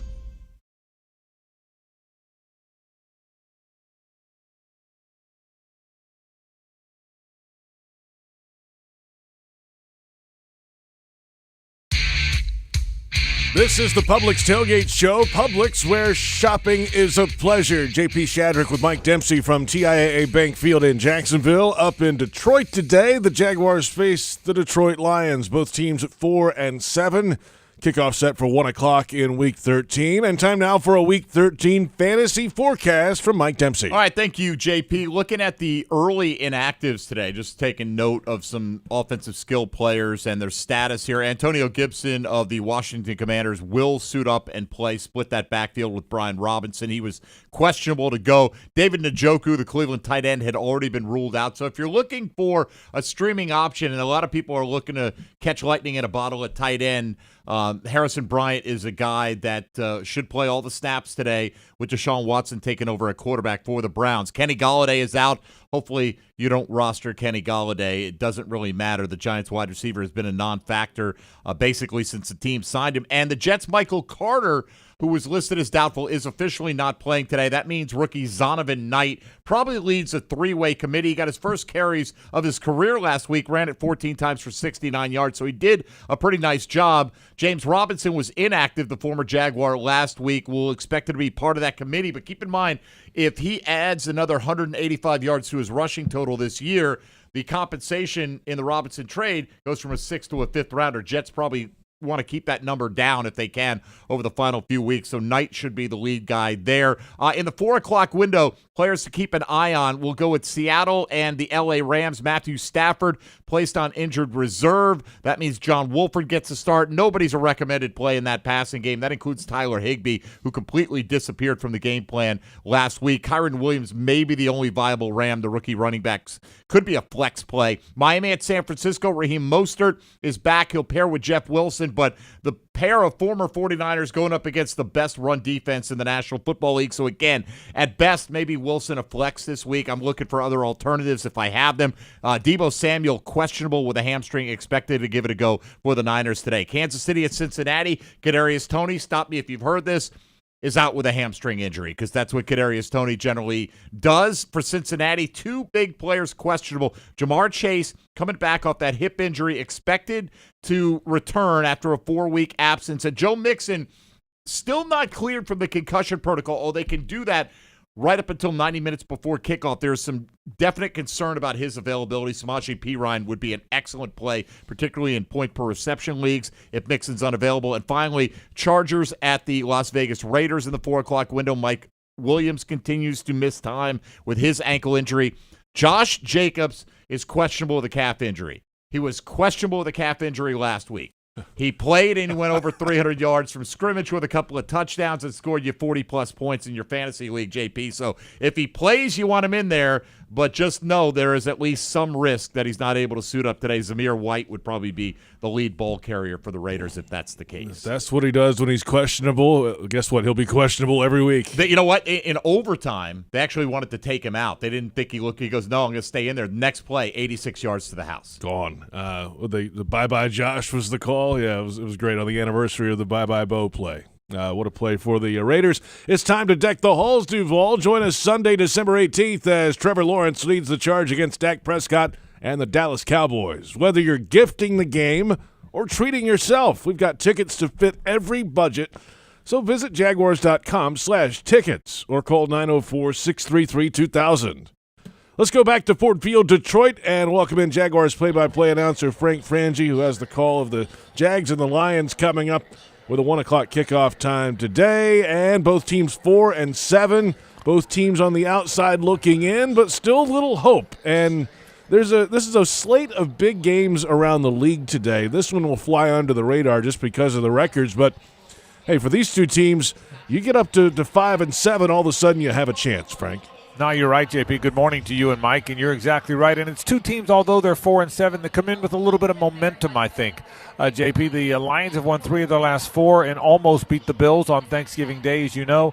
The Jags have momentum because of that stirring win a week ago. They feel like they're kind of headed in the right direction after some clunky finishes early in the year. So, yeah, 2 4-7 teams that feel like they've got a little bit of momentum. And, look, we're all going to be watching this game and keeping an eye on the Titans and the Eagles. If both games go correctly, man, we got a pennant race, right? And I think that's what everybody's excited about. So, no, I don't think there's any question. There's some significance to this game here today at Ford Field. Frank, let's start with the quarterback right at the top here. I think we like to think that Trevor Lawrence has turned a bit of a corner, and there's been some allusions to that ever since that interception against the Denver Broncos. He's really, taken that to heart, and he's played great football the last 3 weeks. Do you think he has passed some threshold, or you still waiting to see him stack some more performances before you're willing to go that far? Well, I think he has turned a corner. I absolutely believe that, Mike, to the first thing you said. And I do believe about after the mistake in London and a little bit of a tepid performance in London, he's been a different quarterback. I think he's turned the corner. That doesn't mean he's not going to have some bad moments. Young quarterbacks have bad moments. Veteran quarterbacks have some bad moments. So I think there could be a game down the road where he isn't as good, but I don't think that means he backslid, Mike. I just think that that happens sometimes with quarterbacks who are still young quarterbacks. But I like where he is. I think he's playing with some confidence. I think he's playing free and easy right now, and I can't wait to watch Trevor Lawrence today. I can't wait for the next one. You got guys making plays around him, too. I mean, Zay Jones made some big-time catches last week. Marvin Jones, obviously, on the final drive there, had a couple of key catches, including the touchdown. I mean, you got guys making plays around the quarterback, too. And we'll see, like we said earlier, Travis Etienne coming off the foot issue from last week. Where's his head today? Can they fight through and continue this around the quarterback as an offense, too? Not just one guy. He's got to throw it out there, but a lot of these other guys are making plays too, Frank. And, JP, I think part of that is familiarity. Look, Trevor's new to all these guys, right? I mean, other than Marvin Jones Jr., Zay Jones and he are working together for the first season. Christian Kirk and he for the first season. Evan Ingram for the first season. He and Travis Etienne had a familiarity from college, but Travis didn't play behind this line or with this team last year either. So there's still so much newness. This is still a first year of guys playing together for the first time. And, JP, to your point, I think we're starting to see those guys make plays because they know his tendencies now and he knows their tendencies now. And I think that's only going to grow. This is a receiving core and a group of players that are going to be together for a few years now. So I think what you're seeing in terms of these guys making plays, you're going to continue to see because they know each other way better. Frank, Jared Goff is 9th in the league in passing yards. He does not get sacked very much. At least he hasn't this year. Only 17 times has he been taken to the ground. The Jags don't get a lot of sacks anyway. Jamison Williams going to make his debut for the Lions. Andre Sisco is out for the Jaguars. You can look at this and not have a great feeling about the matchup versus the Detroit passing game. How do you feel? Yeah, I hear you. No, I think there's truth to all of that. First of all, with Goff, he's really had a good year. 17 touchdowns and 7 picks. Our friend Mark Brunell, I think, has done a really good job with him. He's a good coach, and I think that has something to do. And I think Goff is playing very well. You're right, Mike, kind of the forgotten guy. They traded him. They got Stafford and the Rams. They won the title. Everybody forgot about Goff, but I think he's playing pretty well. And now the Jags not having Sisco for a team that throws the ball down the field like the Lions do is a problem. I'd be a little bit surprised if Jamison Williams is a big factor in the game today. He's never played. He's coming off the injury. You get him out there, you get his feet wet. He's a take the top off the defense kind of guy, so you'll see a few balls down the field, I would think. But, boy, Mike, if we walk away and he's had 9 catches for 100-plus, I'd be surprised. I think he's that kind of player and will be that kind of player in this league, but I don't think that's today. He just hasn't done it yet. So, but, yeah, back to your first point, they're going to throw the ball down the field, and the Jags are down a deep guy, and I think that there's no question that's a factor. That's coming off the run game, too. This is the Lions team that can pound it. It's the best rushing attack they've had since Barry Sanders was in the backfield back in '98. So, you're going to get a healthy dose of that on the ground today, too, Frank. No question. It's a balanced team. This is, not – you can be good and not be balanced. Kansas City's not super balanced this year, but they're great because they're great. The Ravens want to run the ball. Even whether it's Lamar or one of those backs, they want to run the ball. This team probably has as good a balance as anybody the Jags have played in a while. You're exactly right, JP. They're good on offense, man. I mean, the reality is they haven't been great on defense, better lately, but they're good on offense, and the Jags are going to have their hands full with the very good, very balanced Detroit offense. That's why this is an even game, a pick'em game, as they say. This could be a fourth-quarter affair. That's what I expect here. All right, Frank, have a great call. Okay, guys. Thank you all. Frank Frangie joining us from Ford Field, Detroit. Jaguars Radio Network coverage is coming up with countdown to kickoff. We'll have the top stories of the day. We'll hear from Pride of the Jaguars running back Fred Taylor. And, of course, the final word before kickoff with Jaguars head coach Doug Peterson. The Jaguars and the Lions, a battle of 4 and 7 teams coming up in just over an hour. And thank you for listening to the Publix Tailgate Show on Jaguars Radio.